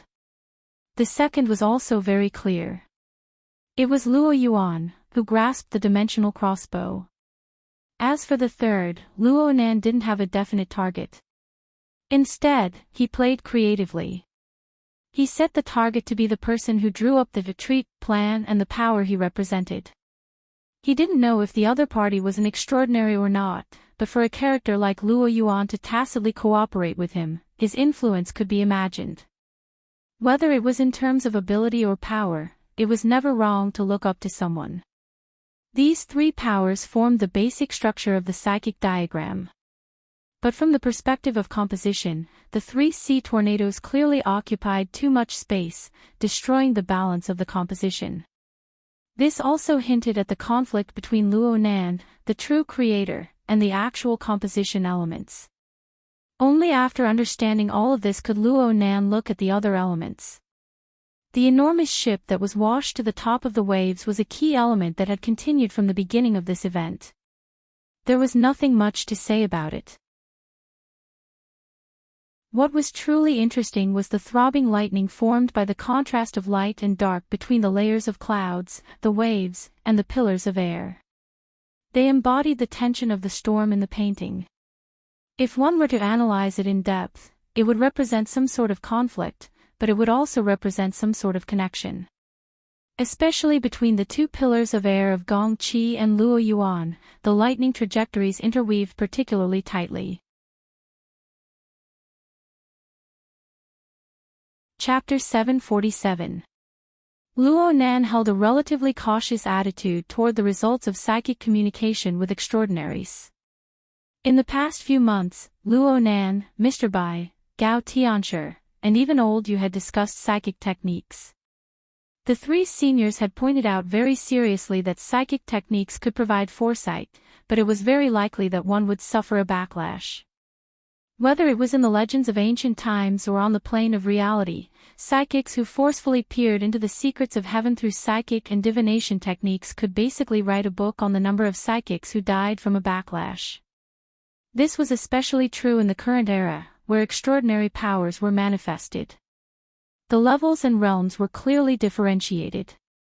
Even though the ruler had its advantages and the CUN had its disadvantages, true experts had their internal logic and external environment integrated into one. They were natural sources of radiation. If one forcefully peeped into them, one would have to be prepared to die from the radiation. And it was very normal for the results of psychic communication to be distorted and interfered with when facing such targets. There were cases of people vomiting 3 liters of blood and receiving the wrong answer. There were even cases of people dying from anger. Whether it was Gong Qi or Luo Yuan, they were the strongest people in the world. No matter how low-key they were, the influence of their radiation covered the entire world. Especially Gong Qi. He was a powerful figure in the ability user society. His influence was even more astonishing. It was no surprise that he and Luo Yuan had intersected or that there was some unclear relationship of interest between them. Therefore, Luo Nan wouldn't come to a conclusion easily. The results of psychic communication needed to be verified. Plus, he wasn't directly probing the two dangerous targets. When using the psychic diagram, Luo Nan had intentionally overstepped the iron law of avoiding extraordinaries when using the psychic technique. He had taken the initiative to touch the domain of extraordinaries. But he did his utmost to avoid meeting force with force. He tried to use more skillful methods. He made more thorough preparations. He chose a more suitable and ingenious angle. He also found the most comfortable and smoothest starting position. Snake Tongue and Fan Lu. Neither of these two were extraordinaries, but one was Gong Qi's spirit behind his back. The other was Luo Yuan's driver. They formed a close and direct connection with the two extraordinaries, but it was also a blind spot in a certain sense. It looked like a trick, but it was actually the optimal solution obtained by combining all kinds of intelligence and information. Right now, Luo Nan had two different methods of dealing with Snake Tongue and Fan Lu.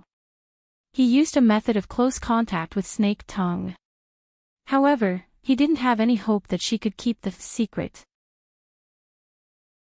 All he wanted was a channel of information that could influence Gong Qi's judgment. However, the current situation was so smooth that he was a little surprised. Let's leave it at that for now.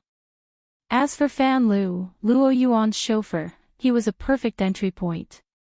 He had been following Luo Yuan for more than 10 years and was definitely a trusted aide. Even if his aptitude was mediocre and he was unwilling to undergo genetic modification, his status was neither high nor low. However, his understanding of Luo Yuan was far greater than anyone else's. Luo Nan dug up a lot of interesting information from Luo Nan's dream. And this was under circumstances where Luo Nan had clearly taken some mental defensive measures. Moreover, although Luo Nan used the psychic diagram as an effective method of gathering and analyzing intelligence, he wouldn't wholeheartedly rely on this method to conquer the world. Once the psychic map had a clear direction and center of gravity, the entire world's mental sensing network would be put to good use. Luo Yuan's senses were far too sharp. Luo Nan couldn't follow him all the time to avoid attracting attention. But Luo Nan didn't need to worry about anything here on Fan Road. Luo Nan temporarily set aside his cultivation. Aside from the news related to the auction, he also received more concrete feedback on the actual scene. Right now, it was early morning in Ban City. Inland, whose city was roughly 2 time zones away. Right now, it was midnight. Fan Lu, the target he was paying attention to, had already been waiting quietly at whose city's airport for 3 hours. Finally, the transport plane from the wilderness had arrived. Fan Lu was involved in a large transaction, and it was a crucial link in the treat plan. Fan Lu personally handled all the procedures of receiving, inspecting, transferring, and so on. From the moment the transport plane arrived, Fan Lu and his attendant, Little Zhao, didn't have a moment of leisure. Separate the equipment and data. Okay. Are the appraisers from the Toyama auction house here yet?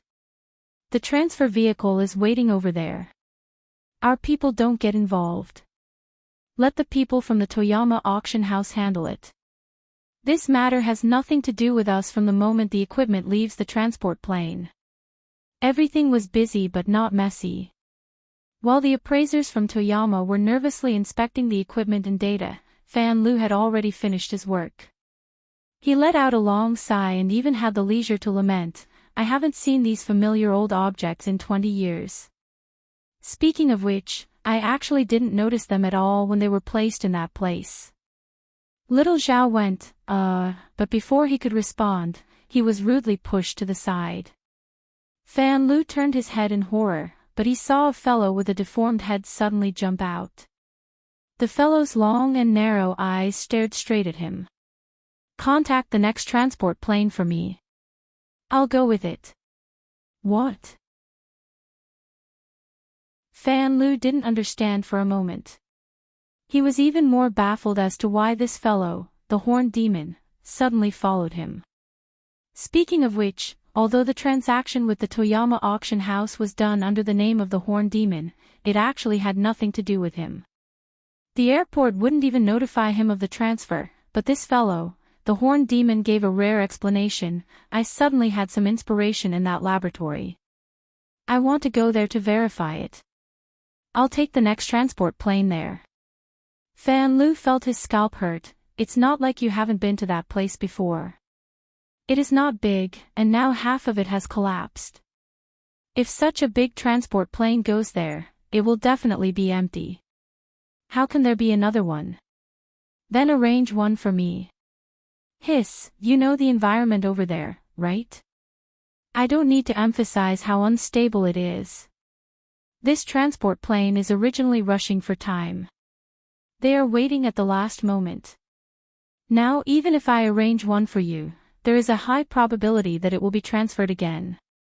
You won't be able to find the entrance even if you go there. Why bother? You idiot, why do you care about me? I was the one who found the entrance. Fan Lu's good intentions were trampled into the mud by the horned demon. No matter how good-tempered he was, he couldn't help but explode. You found it. Ha, as early as 20 years ago, we were there. I was also the one who found it 20 years later. Hee hee, that place has always been under Wu Jun's control. You snatched it. That was also found by me. Fan Lu finally realized that he had nothing to say to a madman, so he could only use the delaying tactic. I have to inform Mr. Luo Yuan first. As Fan Lu said, he turned around to leave, but his neck was clasped by the fingers of the horned demon when his body only turned halfway, and he was forcibly pulled back. As the force penetrated, the blood vessels, nerves, and bones in his throat were squeezed and twisted. His vision turned black, and he almost fainted. What are you doing? Xiao Zhao was shocked. He wanted to come over to save him, but he was kicked by the horned demon and flew 10 steps away. He fainted directly. This time, the appraisal and transfer work on the transport plane was suddenly interrupted. Several appraisers from the Toyama auction house not far away were stunned. The security personnel they brought raised the firearms in their hands and aimed at the horned demon who had already lifted the person halfway. The atmosphere was so tense that it could collapse at any time. Damn! Fan Lu knew that the horned demon was a dog. He would turn his face at any time, but he didn't expect the most ruthless bite to bite him directly. His vision turned with difficulty, trying to save himself. The security of the Toyama auction house couldn't be counted on, but at this time, he was on the transport plane. Some of the passengers here were the products of the gene exchange. Damn it, with his current state, unless Luo Yuan's attention was on him, there was no chance at all. The horned demon completely ignored the outside environment and the changes in the atmosphere. He only put his deformed and distorted face in front of Fan Lu. Don't you understand? I found it, and I should have special rights there. Fan Lu's brain was already hypoxic. He slapped the horned demon's arm hard, but the latter just talked to himself. These days, I have a lot of inspiration, especially when I am dreaming. I can feel some kind of wonderful guidance from those flying fragments. They may combine into the most wonderful answer at any time. Do you understand that feeling? Oh, I forgot that you can't speak.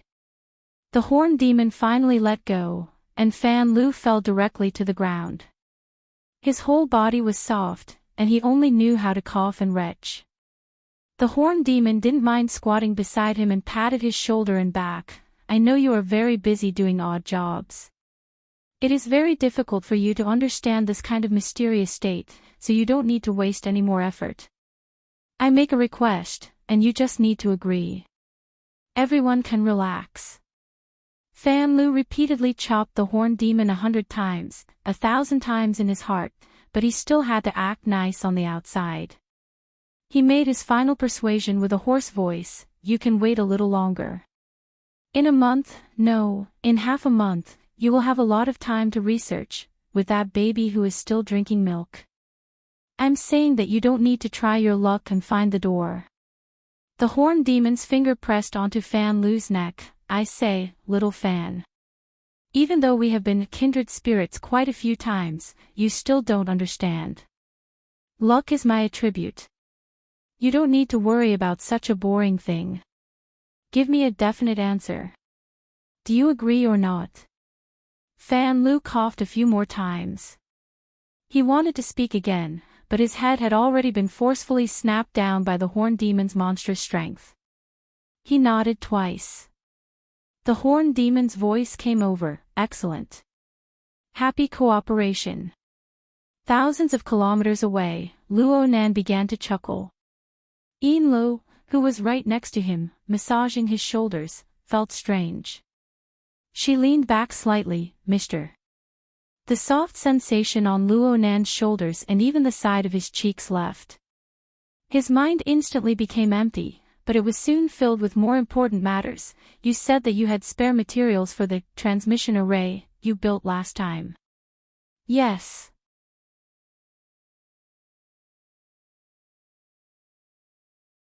Chapter 748. The medium-sized transport plane flew through the night, advancing all the way inland, but in the end, it still couldn't outrun the sun that rose from the horizon.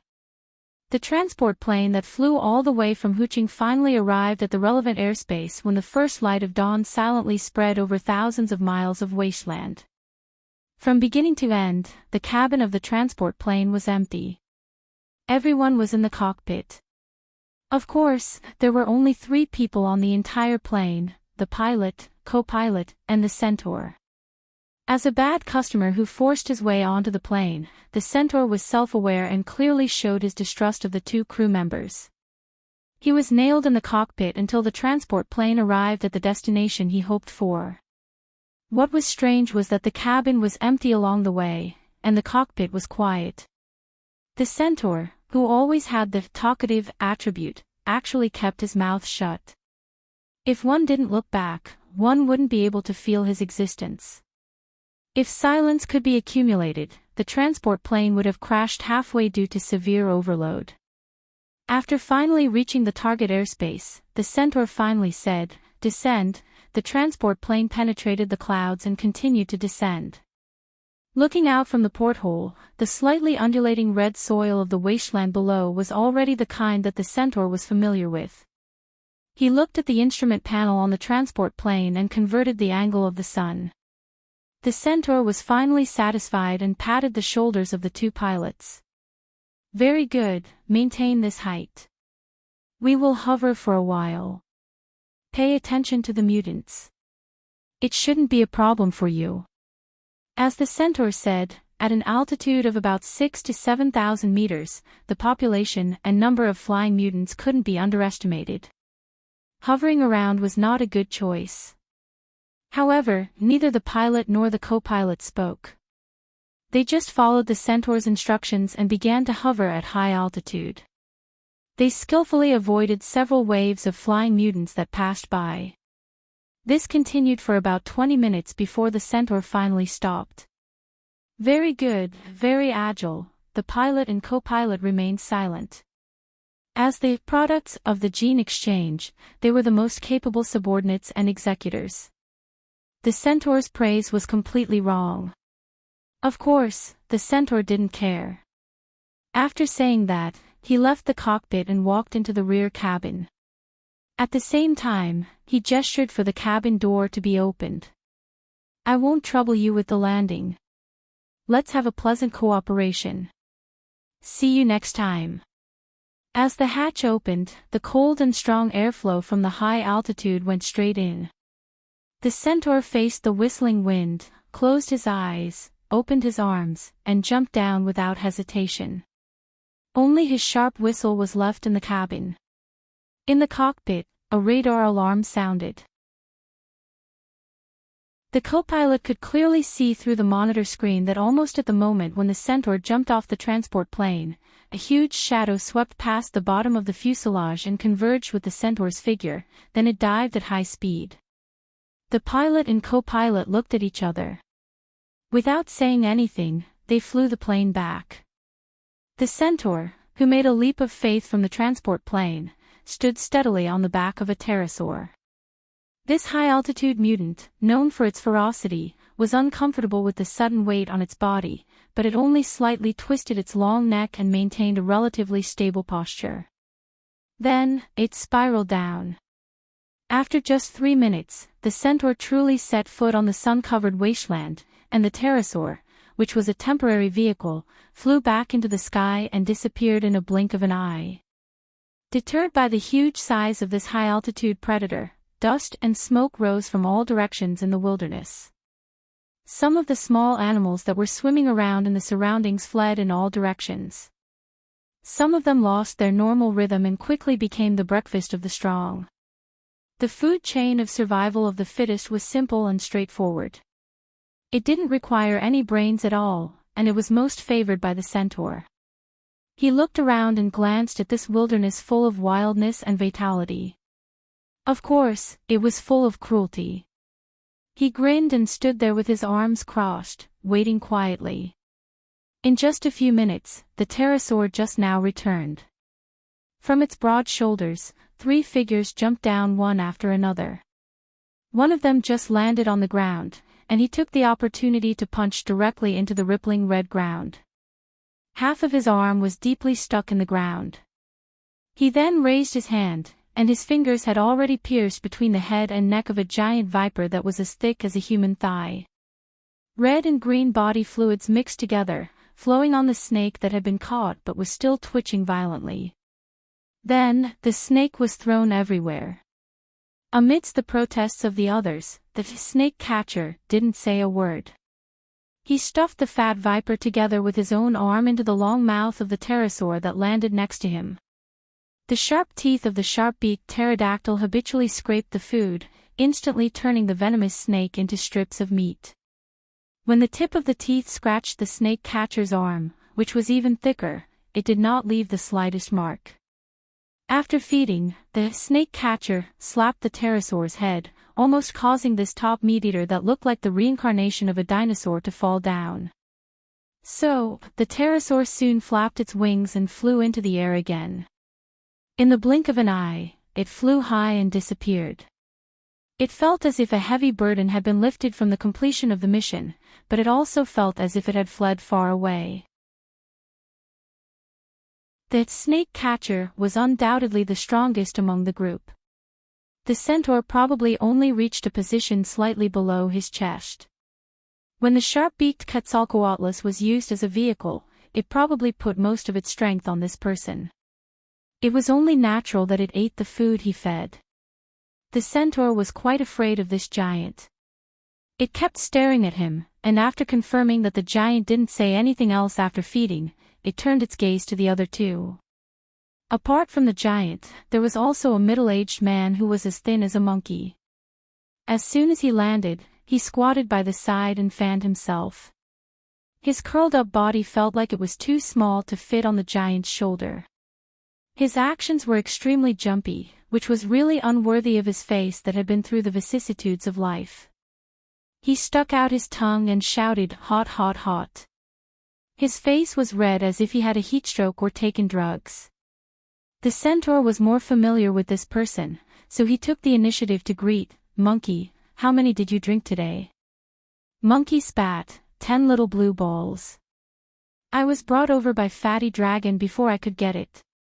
I can turn the earth upside down now." As he spoke, he glanced at the giant who created the shadow on the side, but he didn't continue. As for the last one, even in the wilderness, he was still wearing a suit as if he had just walked out of a business banquet. A bow tie, a watch, and a pair of shiny leather shoes. Everything about him made him look like a well-dressed person. At this time, the fastidious person looked down at his watch and frowned. "We are about 20 minutes later than the scheduled time. There's no time to chat now. Remember, we are here to receive the secret auction results. It has nothing to do with the centaur. That's why, you stubborn fatty dragon, you should have listened to me just now and released the germs separately. That way, everyone wouldn't have to trudge around on foot. You should know that every minute in the wilderness, the amount of viruses and germs we inhale is more than 200 times that of a big city. And this damn soil. With that said, the fastidious person turned around to leave, but before he could take a step, his shoulder was hooked by the centaur. The two men's faces were almost stuck together. The latter didn't care how disgusted the fastidious person looked and whispered in his ear, "I heard that your good friend, Brain Demon, died. It doesn't matter if he died, but where is Wu Jun or a family that can threaten me? This is your plan, right, flour sausage? Call Jingxin." Fastidious person Jingxin pushed the centaur away in annoyance. He even used his fingers to wipe off the dust on his shoulder. There are always accidents in everything. We have been trying our best to find her these few days. We even caught two of the upper echelons of the small parish for questioning, but Wu Jun seems to have disappeared. Then what about her child?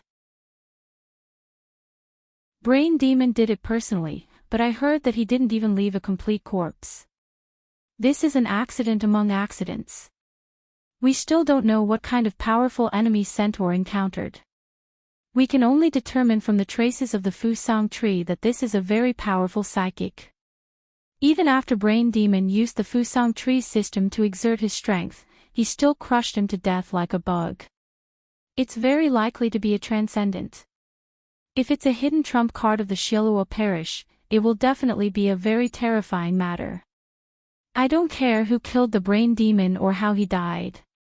I only care about where Wu Jun and her child that you promised me are. That child should have left the U-Hole market. You have to know that the surrounding environment is too complicated, so we haven't found him yet. Alright, don't be angry. I admit that the conditions I promised you were greatly discounted. The parish will make up for the difference. Jingxin revealed a perfect and sincere smile. You cannot trust me, but there's still Maho, Fatty Dragon, and the Amaterasu parish.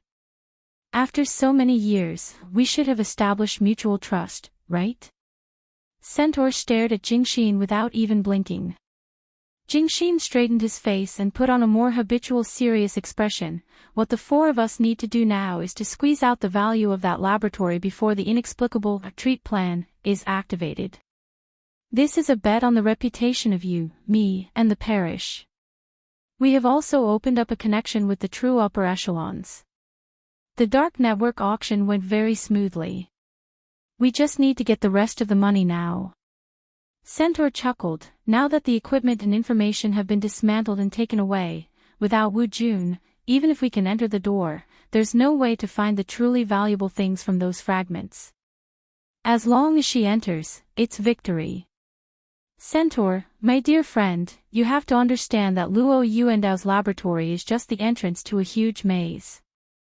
I believe that in his years of research, there are indeed some techniques that can capture valuable fragments in the equipment he taught Wu Jun, but that is only a limited method to increase the probability. In essence, they are still trying their luck. Otherwise, they wouldn't have the power to protect themselves after 20 years. Jingxin was trying his best to brainwash Centaur with his glib tongue. Fat Dragon suddenly crossed his arms, signaling for the dangerous topic to stop for the time being. At the same time, he said in a deep voice.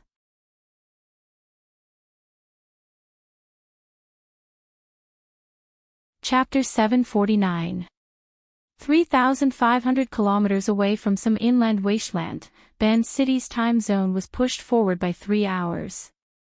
When the first glimmer of dawn appeared over the wasteland, the sun was already high in the sky over Ban City.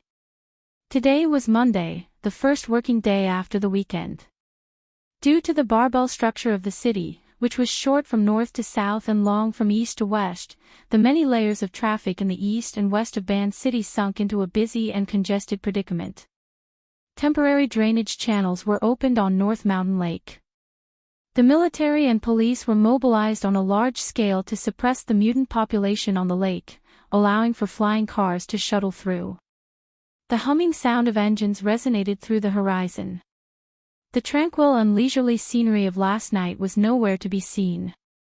During this busy time, the two passengers on the yacht drifting on North Mountain Lake entered a working state. The sunlit area on the top deck was supposed to be a leisure area, but it had now become a temporary work area. Whether it was Luo Nan or Yin Lu, they were both immersed in writing and data. They were extremely busy. Luo Nan had been writing and drawing from the moment he entered this state. His brush moved like it was flying. He sketched one character after another and handed them over to Yin Lu for intelligence gathering and analysis. Actually, the technology of telepathic transcription had long since matured in this era. Luo Nan could completely use the relevant technology to reproduce the images of his mental clairvoyance into electronic information and search it directly. No matter how lifelike the sketches were, they were still separated by a layer. This kind of method affected Yin Li's efficiency quite a bit. It made her do a lot of extra work.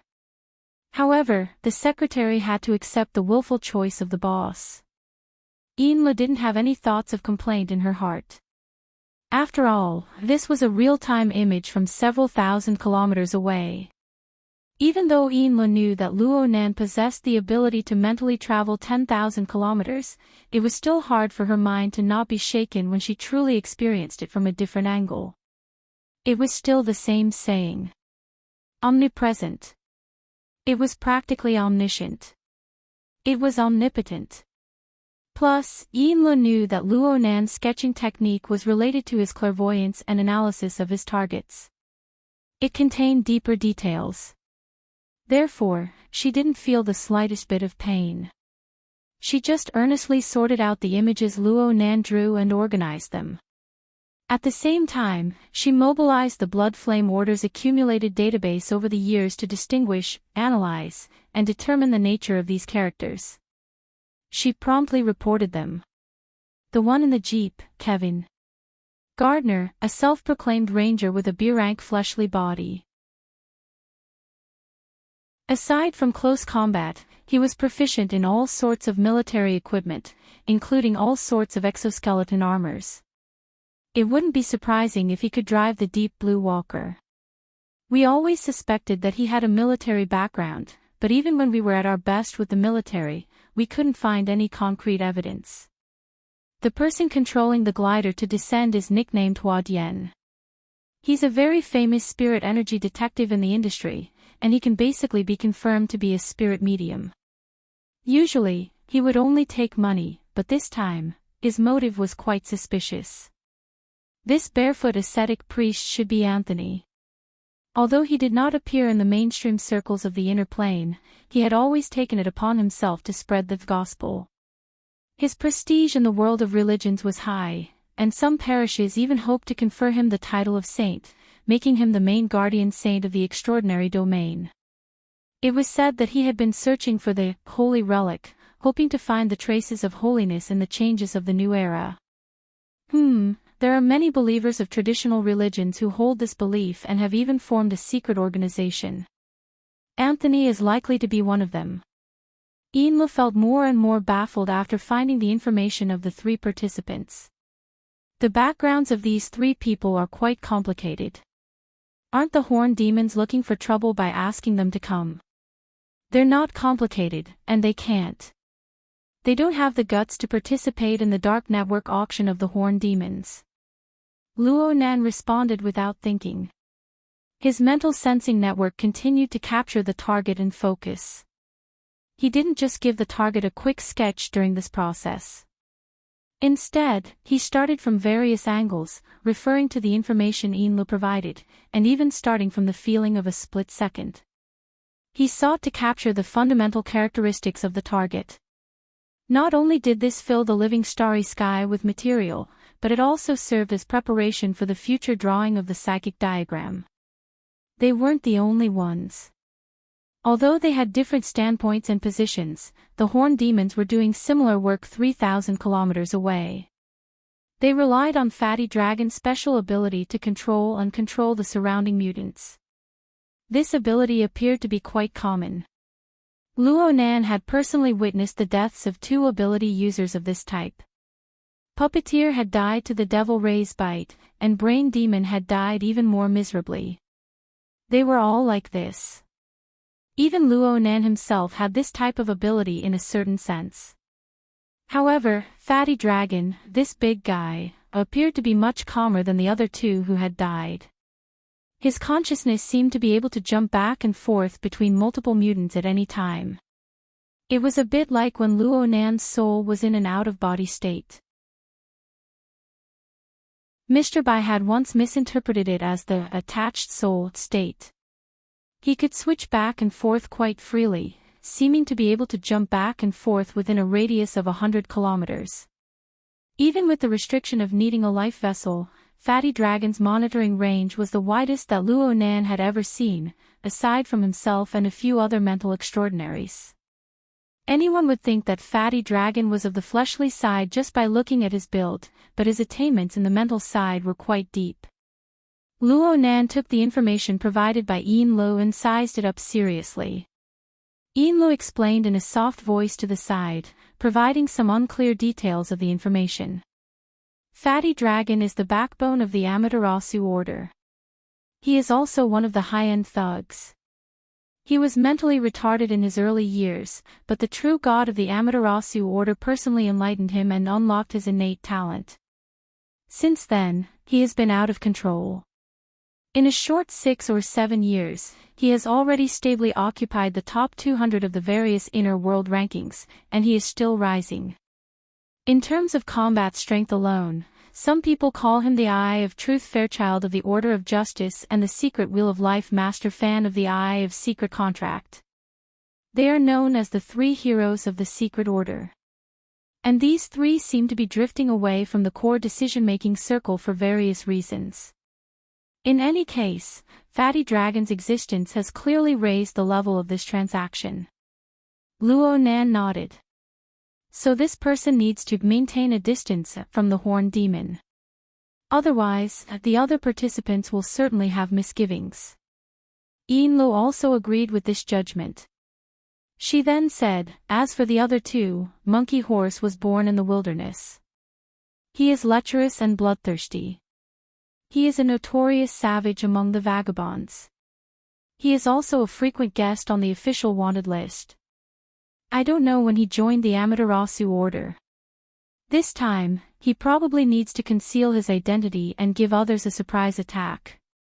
As for that Jingxin, it's quite strange for him to have a relationship with the Amaterasu order. His official identity is a wilderness ecology expert at Hood's Wilderness Laboratory. At the same time, he is also a member of the Ability User Society. He also has a professional technical position at headquarters. I'm afraid that Abner's expression won't look too good when this news gets out. Abner was the president of the Ability User Society headquarters. He was nominally the representative and leader of the entire world's ability users. Luo Nan had already seen him a few times from afar through the mental sensing network. He could more or less imagine what that person's expression would look like when he said that. He grinned and then furrowed his brows. The Amaterasu order has pulled out many hidden strings. They are completely determined to win this transaction. I can't see his face clearly right now, but I remember the dagger behind his waist. Cui Qinghe, a swordsman from Ji City. He's proficient in close combat assassination. However, he has another identity. He's an Ablatum Knight. Li Taixing, the Secret Covenant First Ablatum of the Order of Justice, came to Chan City to negotiate. This person was one of the attendants. Before the Horned Demon and the others could digest this, they heard another question. Who is this person? The one who spoke was Fatty Dragon. He rarely asked a question. At the same time, he used a secret technique to share the image he sensed with his companions. This backpacker. Is he part of the transaction? At nearly the same time, Luo Nan, who was over 3,000 kilometers away, locked onto the last person.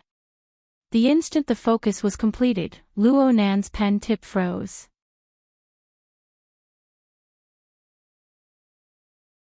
Chapter 750. The constantly approaching traders made it necessary for Horned Demon and his group to disperse as soon as possible to avoid being caught plotting behind the scenes. Because of this, every problem had to be resolved in a race against time. Jingxin, who assumed the position of think tank, felt that the search efficiency of the order's database was terrible. 40 to 50 words popped out from the gaps of his teeth before the corresponding information appeared. Wan Ta, the director of the Orchid Town Welfare House in the Forest Wall district of Xia City. The founder of the Order of Creation. Currently, the Order has 27 members and 2 suspected ability users. What the hell? Fortunately, the follow-up information was somewhat valuable.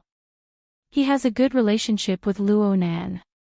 Xie Junping, an official member of the Order of Creation, is Luo Nan's best friend. They communicate frequently. Jingxin raised his head and cast a horrified look at Horn Demon.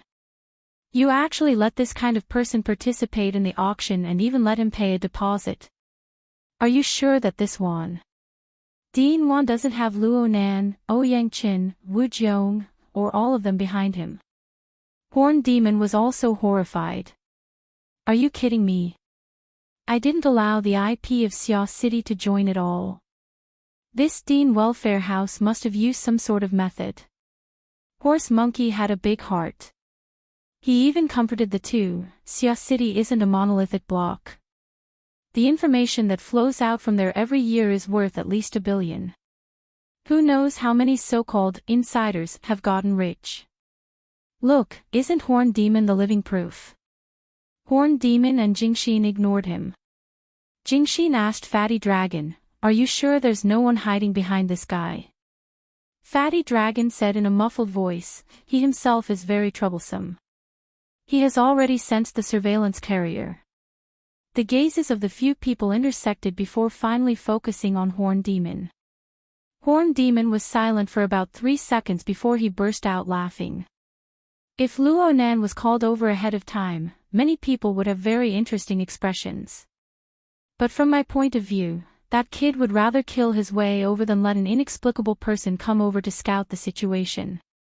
Xia City has a lot of plastic brotherhood. Don't rush to a conclusion. The current situation is very complicated. It's much more complicated than we imagined. Jingxin went through the information of the participants again. The more he thought about it, the deeper the waters were. However, it was impossible to turn back now. Otherwise, evacuation would be a big problem. There's not enough time. Let's disperse first. Fatty Dragon, set up the communication network. Everyone can contact each other at any time. First, do the work on the surface. Then, we can sort out the rest step by step. This was the safest way, and it was also the last resort. Other than the Centaur, the 3 members of the Amaterasu sect covered their tracks. With the support of Fatty Dragon's huge sensing range of nearly 100 kilometers, they staggered from the direction of the people coming from each direction. The Centaur stayed in the same place. He first pondered, then he squatted down and grabbed a handful of red soil from the ground. There was still the body fluid of the snake that was killed by Fat Dragon. He stuck out his tongue and used the tip of his tongue to roll up the mixture of soil and viper gravy. He tasted it carefully and swallowed it. An ominous fishy smell. Malice is approaching. The Centaur's mood became a little anxious. He stood up and walked around the hole made by the fist on the ground several times. As a psychic, he tried to pinpoint the source of the malice, but his spiritual compass seemed to have been blown away by a strong wind. It was inaccurate. For such a situation to occur, it was either that the other party's strength was far above his, or that there was more than one source of malicious intent, or both. Either way, it was far from what he had expected. The Centaur stretched out his hand, and the limbs in his vision were trembling slightly. We're all in place. We're turning back. Jingxin reported the latest situation on behalf of Fatty Dragon, who was not good with words. The light spots on the glider should be able to capture your position. Gardner, who is in front, will arrive in about 15 minutes. The black fog is also trying to sense from afar. Are you ready? The Centaur was still looking at his arm. After a few seconds, he grinned. It doesn't feel good. However, when I think about how they have to search for the laboratory door from scratch, I feel a lot better. Jingxin ignored the crazy words that followed and voiced his opinion. I don't feel good either. Apart from us, half of the remaining 6 people had powerful backgrounds or were suspects. This looked more like the inspection of the goods before the auction. Before you exposed your information, the real seller would have already sold the entire process to the last detail. Centaur, my old friend, you might be dancing in the palm of someone else's hand. I hope you don't drag us into it. F***CK. No matter what, it was impossible for the centaur to back down now. Just as he was speaking, the people participating in the transaction were arriving one after another. He had already seen the dust stirred up by Gardner's off-road vehicle and the trajectory of the light spots glider hovering in the air. In other directions that he could not see, layers of complex thoughts were surging up. Just as he predicted with his psychic connection, there was a serious lack of goodwill. About half an hour later, all the participants in the transaction had arrived at the location where the centaur was. Different people, the same scrutiny, and the natural resistance and pressure in the unfamiliar environment and atmosphere of suspicion caused everyone to naturally distance themselves. They were scattered in an area with a diameter of nearly 100 meters, only surrounding the centaur in the middle. The 3 people from the Amaterasu cult showed no flaws. They were scattered in different directions, intertwining with the other 6 people. Those who knew each other, like Jingxin and Cui Qinghe, nodded to each other. Those who hated each other, like Ma Hou, looked ferociously at the black mist, as if he wanted to devour it. This was not a disguise, but a performance of his true colors. But in the end, all the focus was on the centaur's head, which made the deformed skull in front of his forehead ache. The pressure was huge. But the more it was like this, the more excited the centaur became. In this state, the centaur's craziness was finally completely stimulated. Under his feet was the red earth wasteland covered with wrinkles, but it felt like he was standing on the glorious stage of an opera house. He didn't deliberately face anyone. Instead, he chose to turn his back to the sun, allowing the rising sun to gild his body. Then, he began his speech. Everyone, it's a pleasure to meet you here. Logically speaking, I should have given a passionate speech, but based on the foundation of our relationship, there was basically no need for that. As I have written in advance in the instructions for the secret visit auction, this is a transaction of one is willing to take the hit, and the other is willing to take the hit. In this transaction, I may be a shameless robber, but I may also be an idiot who buys the casket and returns the pearls. You may spend a huge sum of money to pay the deposit, but you may also find a treasure that will make people envious. At the end of the day, this is a transaction full of gambling. It is an exciting and unhealthy relationship. So, I must say the ugly words first. I must confirm again that you all already understand the background of this transaction. At this time, Gardner, who was wearing a leather coat and sitting on the hood of the off-road vehicle, raised his hand like a good student, indicating that he had something to say. The centaur gestured for him to speak. Gardner's skin was a weather-polished dark red, and he wore sunglasses. His whole body was dark under the sun, but when he grinned, his teeth were white and very eye-catching. And his words seemed to be even more attractive. The background you are talking about, are you referring to the lucky incident of being a flag-waving minion, but accidentally signing the final large auction commission agreement? As soon as he said that, sparse laughter came from all directions. Some were serious, and some were not amused, and the people who laughed included Jingxin and Horse Monkey. What F*** King good acting skills. There was no need to be precise.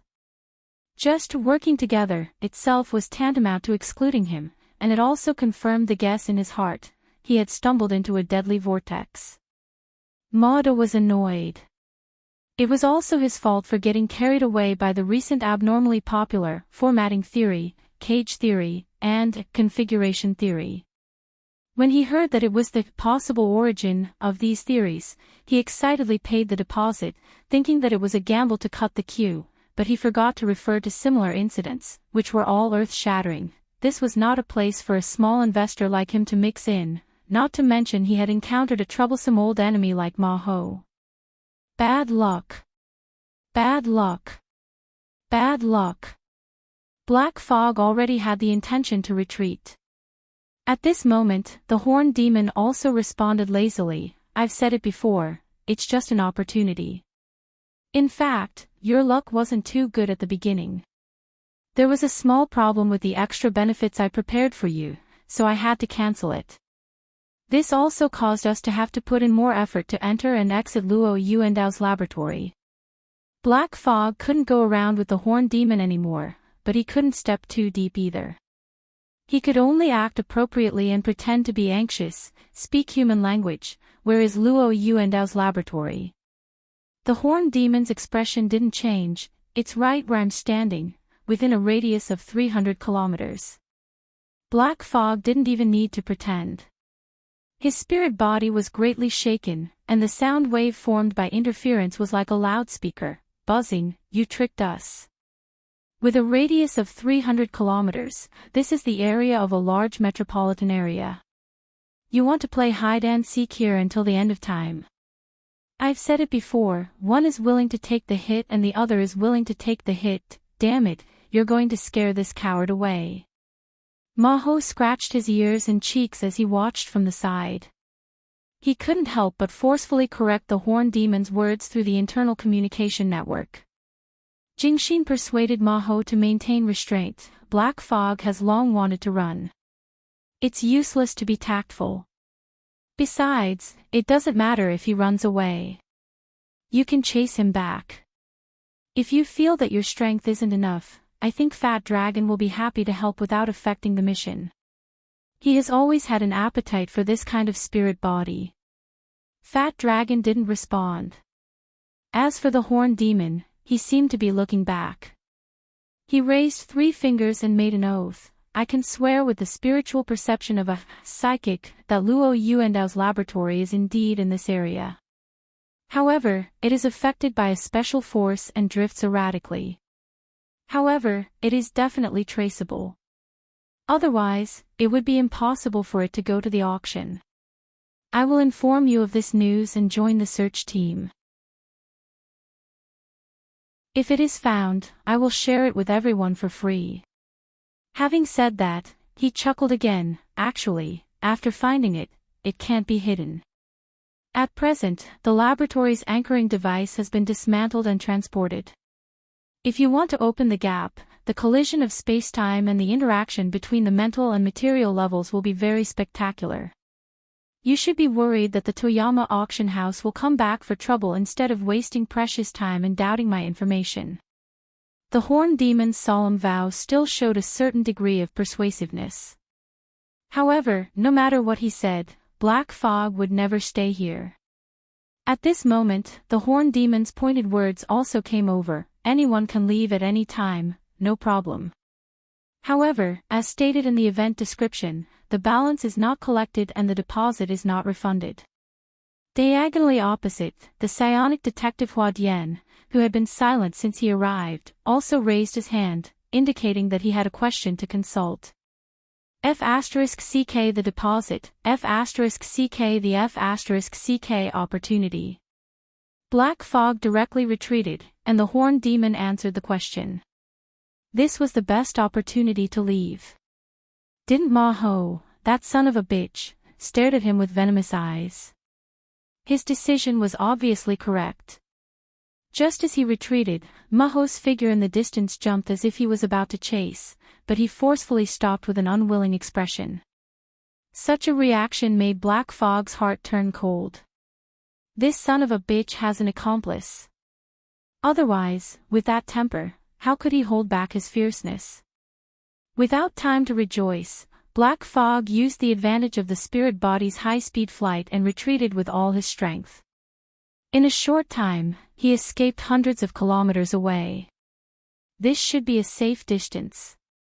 Among that group of people, there were no extraordinaires who could spread the sensor network over hundreds of kilometers. Black Fog relaxed a little when he didn't see the enemy chasing him. He temporarily slowed down and diverted his attention to plan his next move. At this moment, a shockwave suddenly cut through the void.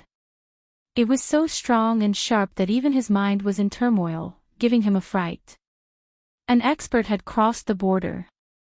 The shockwave came and left abruptly.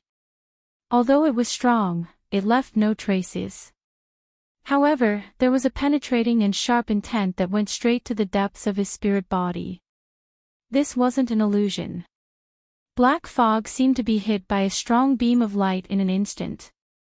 The light shone through the bottom structure of his spirit body, and he felt that there was almost no privacy. Such an impact, if it landed, would definitely be a first-class spiritual killing method. Even in the out-of-body state, Black Fog evoked a hair-raising memory of his physical body. His spirit body froze in the air for almost a minute. After confirming that he was not injured, he finally knew how to think. Which deity had arrived? Looking at the direction, he should be going to the Horned Demon's side. Forget it, it's just a passing, it has nothing to do with me. Black Fog was sure that today was the day of his great misfortune. Everything was inappropriate. He couldn't stay any longer, so he suppressed all distracting thoughts, calmed his mind, and fled far away without looking back. After Black Fog fled for another 10 kilometers, a raven commonly seen in the wilderness arrived late. It arrived above the area where Black Fog had been stunned for a long time. It circled several times but found nothing. Fuck, he ran away. After Monkey got the news, he didn't have the mood to hide anymore. In front of everyone, he stomped his feet heavily. However, no one paid attention to him. Most people were communicating with the Horned Demon about the details of this transaction, preparing for the so-called gambling on luck later. Monkey wanted to vent again, but Fat Dragon suddenly updated his message, seems to be still there. Ha! Fat Dragon rarely spoke with uncertain words in tone, so Monkey didn't dare to easily interpret it. He cautiously confirmed, who is still there?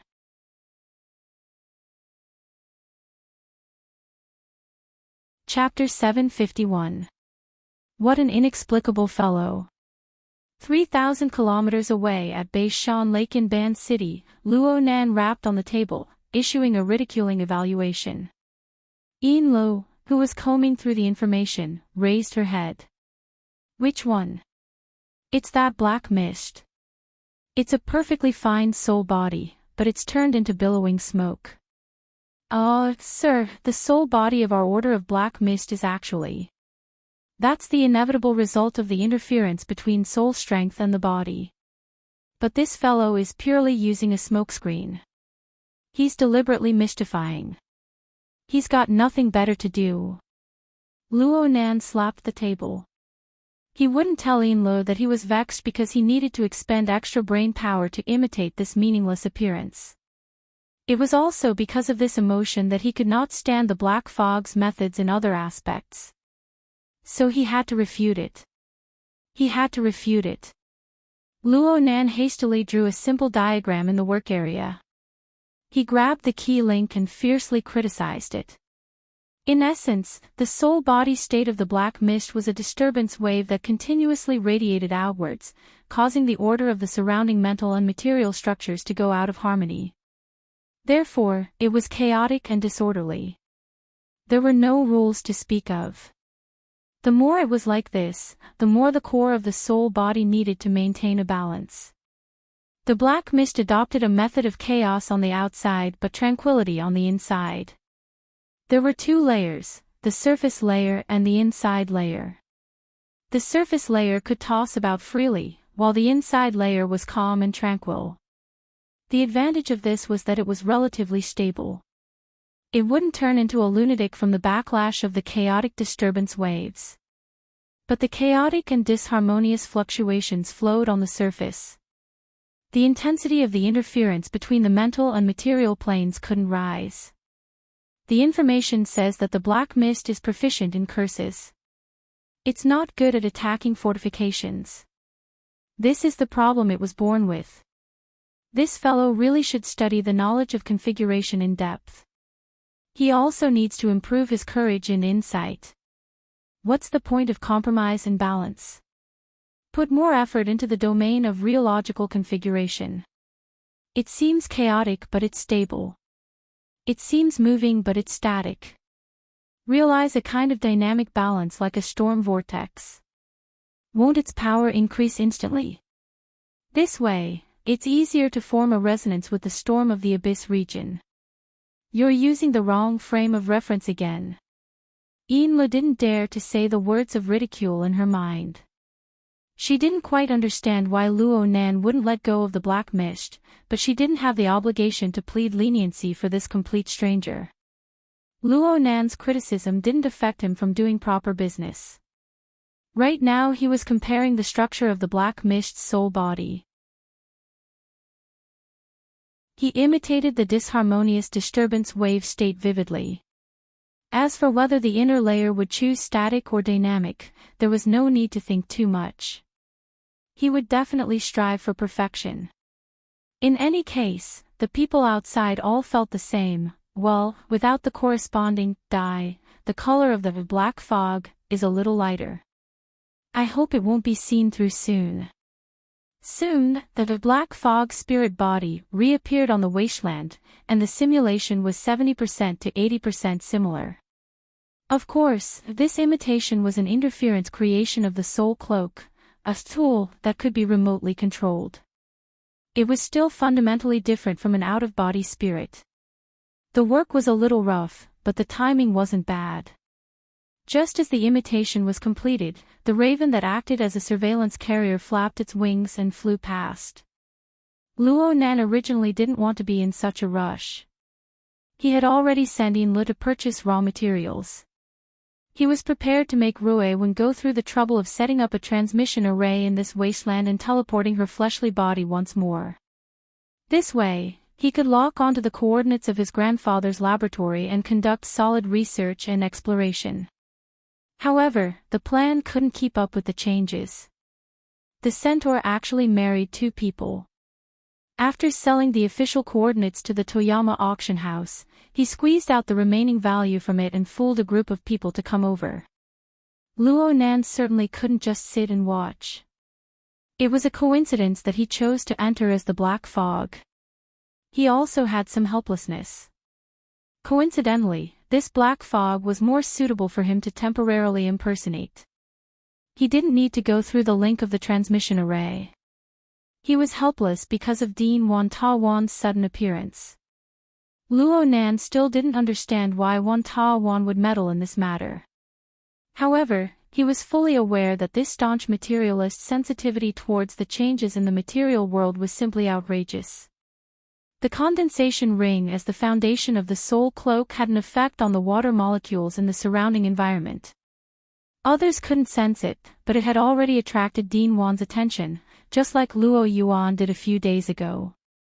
Luo Nan still wanted to cover up a bit before clarifying Dean Wan's position. The necessary and unnecessary disguise was completed, but Luo Nan was a bit vexed for a time. What should he do next? The standard answer was to find the entrance to his grandfather's laboratory, to explore and protect it. However, the current situation was that Luo Nan had started searching long before he could analyze and impersonate the black fog. Luo Nan had already done several rounds of investigations while the centaur was spouting nonsense. Presumably, none of the participants were like him. Their perception could easily cover a radius of 300 kilometers. However, the preliminary investigations didn't yield any results. Luo Nan was worried that the centaur was talking irresponsibly. The radius of 300 kilometers was just an imaginary number. He expanded it by another 200 kilometers. Within 1,000,000 square kilometers, from the stratosphere to nearly 100 meters underground, Luo Nan had practically searched the entire area. However, he still didn't find any traces of a laboratory door. Actually, this was the source of Luo Nan's vexed mood. The centaur's speech and explanation were nearing the end. Right now, he was using Cui Qinghe's question to make a conclusion about Luo Yuandao's wilderness laboratory. I believe that this laboratory is very likely to be a half-plane. I don't need a noun to explain something like this. It's more or less similar to the deep blue world or the Pacific Ocean right now. Of course, the scale can't be compared at all. You can view it as a cave, but there's no mountain base. There's only some sort of space-time depression or remnant. The centaur created his own noun without any burden. He cackled, I can't say more about the specifics. When we get there, we'll see if we understand. If we don't understand, then we don't understand. I just want to emphasize once more. Even if we get lucky and find the entrance to the laboratory, we lack the anchoring equipment. The door is unstable, and the space is unstable. We can be ejected at any time. We can also disappear or die. I won't be responsible for the consequences that occur. What are you blindly blabbering about? If we keep messing around, that fellow Black Mist will really run away. Horse Monkey was really impatient. He chattered endlessly on the internal communications network to vent his frustration. Since he didn't run away before, he definitely won't leave now. On the internal communications network, Jingxin once again cooled down the agitated Horse Monkey. Right now, the crux of the matter lies in the fact that the laboratory door, which should have been easy to enter, has been buried in the hundreds of thousands of square kilometers of wasteland. We need to seize the time to dig out that door and stuff all these people in. That's the right thing to do. These people. You said it yourself. Each and every one of them is here to inspect the goods. Can we really get rid of them? Even if it's the previous plan, there's no need to get rid of all of them. Besides, that fellow, Black Mist, you said that he's a perfect experimental subject. It's rare to have such a good target. If he's ruined by you, why don't you report this to the Pope and the true deity? Horse Monkey fell silent. But at this moment, Horned Demon, who was supposed to be giving a generous speech, seized an opportunity to interrupt the discussion. I've heard of that fellow, Black Mist. He's a super coward. He wasn't lying when he said that he was leaving. Now that he has run 100 kilometers away, he has stopped. Perhaps he has discovered something new. Horse Monkey and Jingxin's eyes lit up. Horned Demon split his attention as he discussed in secret while wrapping up his speech. He clapped his hands and said, time is precious. It's time to test everyone's luck. I'll also reveal some information to everyone. It can be considered an advertisement. The Toyama Auction House's spring auction is on the 13th of next month. It said that it will be held in some high seas. Therefore, in theory, the maximum time limit for our search and research is about half a month. Yes, it's hard to say if Toyama will intervene midway to preserve its value. It's fine as long as everyone has a plan. During this time, Jingxin asked Fat Dragon about the situation of the Black Mist, to which the latter simply replied, I don't know. No matter what, it's a clue. Don't make it too obvious. Horse Monkey, charge ahead. I'll run a little further and flank him. Jingxin was still giving commands on the communication network, but when Horse Monkey saw that Horned Demon had finally wrapped things up, he eagerly ran in the direction where the Black Mist had left. Slightly later than Horse Monkey, Gardner, Cui Qinghe, and the others also agreed with Horned Demon's statement. They boarded their respective vehicles and prepared to carry out the search. Of course, Horned Demon's proposal to delay the final payment was also a very important factor. Gardner deliberately chose to pass by Horned Demon, parked the huge SUV in front of Horned Demon, and asked condescendingly, what I'm more interested in is the extra benefit of a small situation that you mentioned. What is it? Horned Demon replied instantly, a key. A key to open the door. The specific form is a woman. A woman who has the ability to lock onto and open this door. Horn Demon's words nearly scared Jingxin, Horse Monkey, and the others, who were more than 10 kilometers away. They all sent messages on the communication network. Are you crazy? Don't speak without thinking. Wu Jun is a very precious and exclusive resource. With her in hand, we can figure out many secrets. However, she only has half a month left on her shelf life. After the Toyama auction house's spring auction, the secrets inside will be dug out in front of the world's top factions sooner or later. What's the use of grasping it? Is there enough time? Or is the parish preparing to bid? Or do you really think that the goddess of luck is my lover and that you can get her easily? Horn Demon's words choked Jingxin and Horse Monkey. With Fat Dragon not expressing his stance, no one could stop him. On the SUV, Gardner's interest was piqued. Do you have more detailed information? Of course. Hua Dian, who had been wandering around, turned back at some point in time and joined the conversation. I also wish to obtain a piece of information to satisfy my curiosity. Me too. Chui Qinghe's motorcycle also drove over. Horn Demon chuckled. No problem, no problem. Everyone who sees it has a share. The information transfer was quickly completed. Gardner was satisfied. He stepped on the accelerator, and the SUV stirred up a cloud of dust as it brushed past Horn Demon. He laughed and gave a thumbs up. Happy sharing.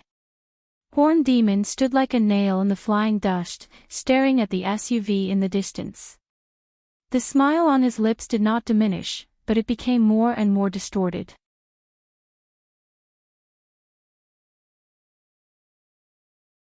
Chapter 752. Scourge. Horn Demon was a natural scourge. Luonan finally determined the nature of Horn Demon. He had been keeping an eye on Horn Demon all the way here. He believed that he had a general idea of what was going on in Horn Demon's mind, but he never expected that Horn Demon's desire for revenge would be this deep. Horn Demon was already here, but Wu Jun was still unforgiving. He was clearly the one chasing Horn Demon, but now it seemed as if Horn Demon owed him a blood debt. Wu Jun and the Xiao Luo order were already in dire straits when facing the colossus that was the Amaterasu order. If the powers behind Gardner, Hua Dian, and the others joined in, it would be hard to say how Wu Jun would respond. Polio, who was in Spring City, only had Yen Fun by his side. The complex geographical environment around the U-Hole market wasn't enough to help them stay far away from danger. Speaking of which, Horn Demon was admittedly a madman, but his thoughts weren't limited to one place or one region. Instead, he could casually jump out of a rut and think about problems from the big picture. Perhaps the thoughts of a madman were more divergent, or perhaps he wished for the world to be in chaos. Luo Nan's 10 fingers crossed as he muttered to himself under the sunlight. Her Majesty Empress Wu's theory of being a match for 10,000 had awakened him early on, and he had the support of the mental sensor network that covered the entire world. His foundation was deep and broad, but Luo Nan had been affected by the counterexample of Snake Tongue in this series of events. Only then did he suddenly realize that he wasn't afraid of the danger of being devoured by extraordinaries. Compared to Horn Demon, Luo Nan seemed to be lacking a reckless spirit. Horn Demon wasn't the least bit afraid of adding variables to the situation. Rather than saying that he was naturally close to chaos, it would be better to say that this was the usual way of thinking of psychics. After all, psychics always had the talent and self-confidence to pluck clues from chaos. Of course, this was an implicit way of saying it. Looking at it from a different angle, it could be described as a headstrong person who couldn't see the big picture. If he couldn't come up with a logical and rigorous plan, then rolling in the mud with the enemy would be pretty good. During this process, he could use his rich combat experience to overwhelm the enemy. Yes, he had learned a move. It could be said that when 3 people walk together, there will always be a teacher. Luo Nan didn't fly into a rage out of humiliation from being taught by Horn Demon. On the contrary, the frustration from not being able to find the door to the laboratory had shifted quite a bit. That's right, it was a transfer. Luo Nan's inspiration was stimulated by the muddy pond technique of the horned demon. It also spurred his emotions. Accomplishing things was hard, but destroying things was far too easy. It seems that I'm very far away from the mud pool. Even the centaur dares to play like this inside. It should be fine for me to throw a stinky egg far away, right? Within Luo Nan's sensory network, the skinny face that came from Maho's face was suffused with an excited and cruel green light. It was practically overflowing, and Luo Nan felt a wave of annoyance when he saw it. The Amaterasu Order, as well as the forces behind them, had the guts to lay their hands on his grandfather's laboratory. They should be prepared to face the consequences. Wait a minute, isn't it too easy for them to just have rotten eggs? Luo Nan suddenly stood up on the yacht Ray in Ban City's Beishan Lake. He walked in circles within the limited deck area of the sunlight area. Yin Luo raised her head in astonishment. She first believed that Luo Nan had encountered some unsolvable problem, but after carefully observing him a few times, she felt that something was off. Looking at that wide grin on his face, he seemed to have fallen into some kind of indescribable excitement and was unable to extricate himself for a moment. Yin Luo opened her mouth, but in the end, she decided to remain silent. This was because Luo Nan had walked a few circles at lightning speed before sitting back in his original position. He wrote vigorously in the virtual work area, sketching out blueprints. Luo Nan was skilled in the application of lines, and he had a vast and broad observation perspective. Therefore, Luo Nan was able to outline the topography of the Red Earth wasteland over 3,000 kilometers away with just a few strokes. It was hard not to be scribbled, but the necessary details weren't lacking at all. The larger ditches, underground rivers, surface lakes, waterways, and so on were all marked. The range was delineated, and then came the scattered combinations of dots, lines, and surfaces. They endlessly tumbled, wandered, joined, and combined within the virtual work area. The complex structure was constructed within 2 or 3 breaths of time. It even made Yin Luo feel dizzy. The heavens took pity on her. Yin Luo only seriously considered the logical relationship between a few details. She had crammed a lot of knowledge on configuration during this time. Regardless of its practical value, it was a shortcut to get closer to Luo Nan. But what this shortcut brought her was dizziness, and even the structure of her body and soul was about to be shaken and overturned. Yin Luo hurriedly closed her eyes. She didn't dare to look. Clearly, the gap between her and Luo Nan was too great. She was completely unqualified to evaluate on the technical level. She didn't even have the qualifications to review it. Therefore, she could only consider and judge from a more simple and intuitive perspective. Let's first set up a reference. Yin Luo had a hand-drawn draft of Luo Nan's in her hands. It was the illustration he had made when he explained the connection of energy between Snake Tongue and Mr. Zweimen. Yin Luo once believed that it would be one of the most complex blueprints she had ever seen in her life. But now, the configuration diagram, which had just begun to be drawn, looked to be several times more complex than the previous draft.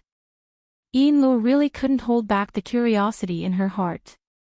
She waited for a moment when Luo Nan stopped drawing and asked softly, I'm building a muddy pond. Huh? I'm building a muddy pond. Let's see how those people roll around. Let's do this for now. I'll make a simple diagram. I'll fill in the details later. Yin Luo subconsciously narrowed her eyes. She quickly shot a glance at the virtual work area. Forgive her for not having a high level of understanding, but the combination of configurations that made her dizzy were really hard to relate to the so-called simple diagram. A distance of 100 kilometers was actually nothing to the feet of a B-rank powerhouse. The amount of time Luo Nan spent fiddling with the configuration was enough for Horse Monkey to cross the wasteland and close the distance between the two to within 20 kilometers. Horse Monkey knew the depths of the black mist. The process of chasing and killing in his early years made him very clear that the black mist didn't excel in mental senses. The limit of the black mist's sensing radius was approximately 300 meters. Moreover, it was very unstable. However, the warning trigger line constructed on this basis could reach as far as 10 kilometers away. It was worthy of the evaluation of a coward. For the sake of not alerting the snake, Horse Monkey suppressed the simple thought process of walking straight ahead. He very cautiously stopped 15 kilometers away and contacted Fatty Dragon once more to confirm the current situation of the black mist. Fatty Dragon expressed, "He's still there. He's always been there." Yes. He's been there for at least 20 minutes. He doesn't advance, he doesn't retreat. It doesn't seem like his style. Suspicion rose in Horse Monkey's heart. Now that he was mulling over it, it was getting closer and closer to the speculation of the Horn Demon. Could it be that the black mist had some dog's hit luck and had really discovered something? He disappeared. Fatty Dragon suddenly updated his information. Horse Monkey was startled, he ran away again. He disappeared. Fatty Dragon said the same words, but his mood was a bit more serious. Horse Monkey thought of many scenarios in the blink of an eye, but none of them were reliable. While he was in a daze, his extraordinary intuition, formed from years of experience in the wasteland, suddenly awakened and rang in his mind. At the same time, the air in the surrounding area vibrated. There was a clear change in the lighting of the external environment. The shadow was like a canopy, covering his head.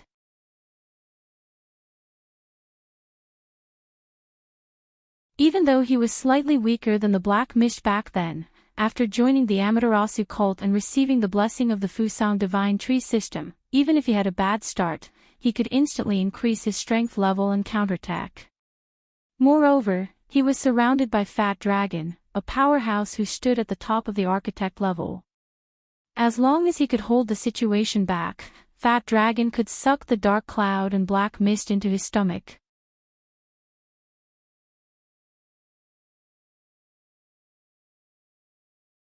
Chapter 753. The prayers on the spiritual level, the physical Madra, and the secret words had all been uttered.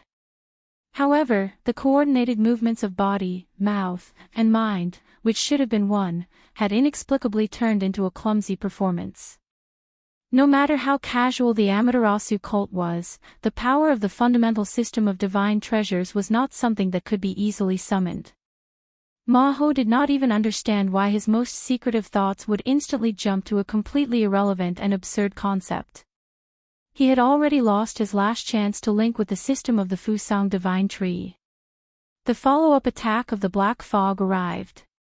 Countless cursed rays rained down on him like a storm, crashing into his body and his mind, drowning him in an instant. Initially, Maho still wanted to struggle, but under the effect of the curse, his sense of coordination and balance had been completely destroyed. Any slight exertion of force would result in a conflict with the movements of the upper and lower parts of the body, and it would lead to unpredictable consequences. His struggle had become a fatal catalyst. In a breath's time, he had completely fallen into a disorderly nightmare from the inside out, from his soul to his body. Every muscle was twitching and trembling, and every nerve had turned into a dancing snake. There was no logic to speak of. Even though he was stuck to the dry and hard ground, he could still enter a state of extreme excitement. He subconsciously wriggled up and down on the ground, then shivered and lay on the ground, like an old dog that had its final radiance. Save me! Maho could no longer care about anything else. He tried to call for help, but all that came out of his throat were meaningless grunts. He wanted to project his thoughts to the internal communication network, but his mind was also messed up by the swarm of distracting thoughts. If this continued, Maho suspected that the structure of his body and soul would fall apart at any time. Before that happened, his will was already on the verge of collapse. Suddenly, a bang sound exploded in his ears. The horse monkey had no idea where he came from, but right after that, the endless rays of cursed light were suddenly cut off. It seemed like it. The horse monkey's senses had dropped to the lowest point ever since he was born. He could only vaguely feel that his chaotic, disordered, and disorderly state seemed to have been alleviated. The stench of saliva, blood, and mud on his face finally stimulated his corresponding senses. Of course, there was also the feeling of stickiness. Maho didn't even need to look in the mirror to know that his snot, tears, and blood were mixed with mud on his face. He subconsciously turned over, and he actually succeeded. Sunlight shone down, and the shadow that covered his body and soul in the middle had disappeared at some point. But then, warm liquid drops and broken feathers sprinkled on his face and body like burrs. As for this logical relationship, he no longer had the energy to think about it. He panted heavily, and it was only then that he felt the torment of his internal organs. A strong feeling of nausea and the feeling of losing control worked together. A stream of heat gushed out from his throat, eyes, and even his nostrils, like a fountain. But in essence, it was the filth stored in his stomach. It sprayed high, but in the blink of an eye, it sprayed all over his face. "I'll kill you. I'll kill you."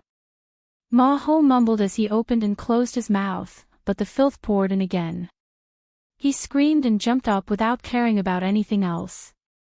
In the blink of an eye, he fell to the ground and vomited. How unfortunate. "Are you all right?" Jingxin's concern came late, but he didn't appear. His true body was still 30 kilometers away, and he only sent his greetings through the internal communication network. Maho was about to vomit his bile out, so he wasn't in the mood to bother with him. Jingxin also knew of Maho's situation and guessed that he likely didn't know what had happened later. He gave a simple introduction.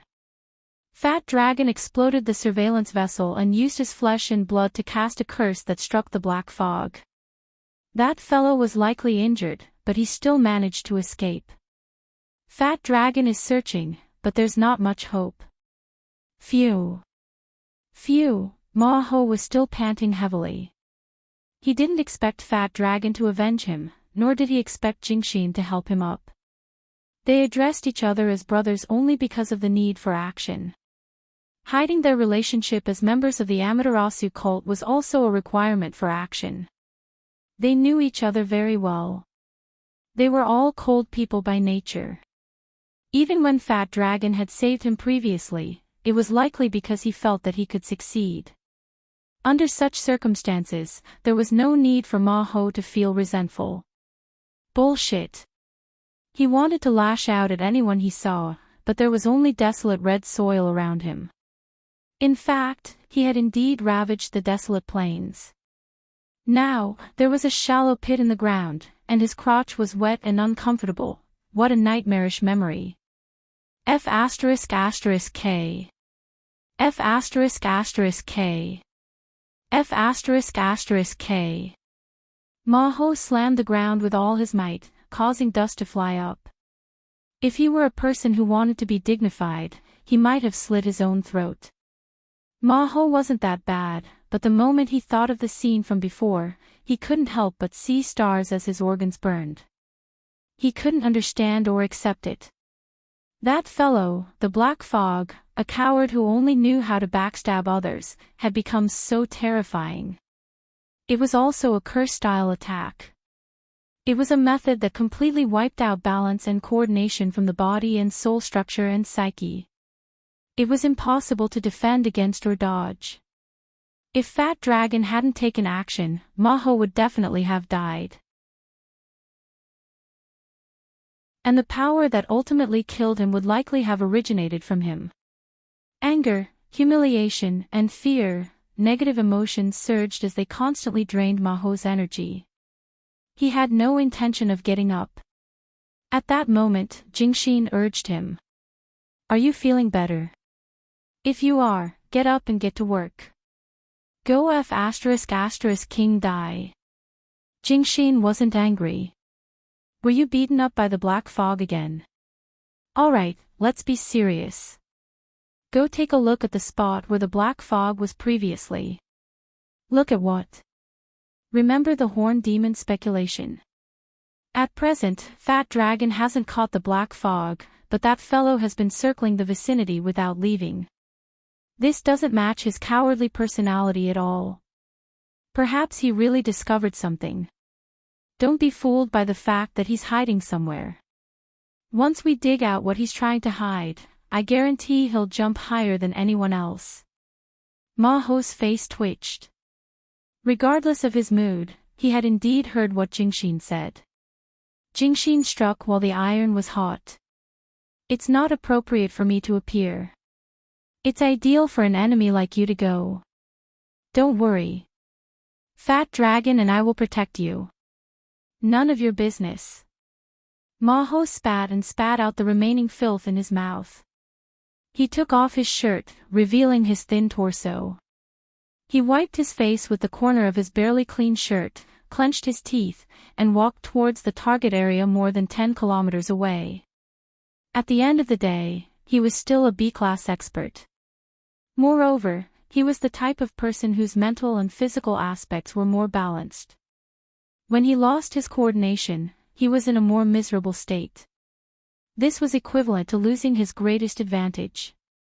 From this perspective, the black fog did have a certain restraining effect on him. However, when he regained his senses and adjusted his recovery speed, it was still quite shocking. At the beginning, he was still dragging his muddy steps, and it was difficult and sluggish. After adapting to the 1-kilometer distance, his speed increased rapidly, and he soon recovered his agile and nimble body movement. Other than the sour smell all over his body, which he could not get rid of immediately, and the obvious stains on his crotch area, he was a good man again. Furthermore, during this process, Jingxin had also sent an olive branch. Ah no, it was the propping mulberry tree's branch. That fellow had learned from the horse monkey's lesson and completed the prayer a long time ago. He established a connection with the Fusang divine tree, in the abyss area, guiding its power and assimilating it. At this moment, he connected with the horse monkey and shared a portion of his perception. He could also use the power of the Fusang divine tree to help the horse monkey gradually stabilize its emotions. When they were still 2 to 3 kilometers away from the target, Jingxin suddenly said, "Something's wrong." Black fog. The horse monkey's hair nearly stood on end. No, it's just that the feeling here is very different from other places. It's as though some power has interfered with it. There are remnant traces. Horn Demon is indeed a spirit medium. Yes, the black fog isn't bad either. It really made him discover a problem. Jingxin was somewhat excited. The horse monkey finally jumped out of the shadows of the black fog and thought of the most important mission they had come for today. Is this the laboratory's door? Yes, it's still too early to make a conclusion. We need to observe further, but the possibility is very high. Jingxin analyzed the black fog's behavior in passing. That fellow, the black fog, came for Luo Yuandao's laboratory, but it wasn't willing to take the risk. However, after passing by and seeing some clues, it dispelled the thought of leaving and wanted to monopolize it. This is very much in line with the thoughts of a treasure hunter, but it's not the thoughts of an appraiser. Yes, it's quite reliable. Jingxin gave his analysis a thumbs up before contacting the horn demon. Quick, come over and take a look. Let's see if it matches. In a blink of an eye, he said to the horse monkey, "Be careful. The black fog might jump out at any moment." However, Jingxin's judgment was wrong this time. The black fog didn't appear again, as though it no longer had any thoughts about this place. Or perhaps it had suffered an incurable injury from its previous battle with Fat Dragon, who had failed in his pursuit, couldn't make a judgment either. He had completely lost track of the black fog. Jingxin analyzed again, perhaps it's afraid. Your relationship with Fat Dragon will likely be exposed. Your identity can't be hidden anymore. Thankfully, everyone knows that he doesn't like to use his brain. It's very normal for him to have someone as his secretary. However, you aren't very competent as a secretary. I'm going to kill him. This him was naturally referring to him. When the horse monkey didn't see the black fog, his terrible emotions surged again. He paced back and forth on the red ground that didn't look any different. He was extremely vexed. His footsteps became heavier and heavier. Finally, he couldn't help but stomp his feet to vent his frustration. 1 kick, 2 kicks, 3 kicks, there was a muffled sound, and the red soil under his feet suddenly collapsed. Before Horse Monkey could regain his balance, there was another long "chee" sound, and hot steam gushed out. Although it was not enough to hurt Horse Monkey, who was a B-class expert, it still gave him a fright. His crotch instinctively shrank back and he jumped back. What's that? You're tuning into the LoveLore Library YouTube channel. We're so grateful for your support, and don't forget to subscribe to join us on this incredible journey through captivating stories.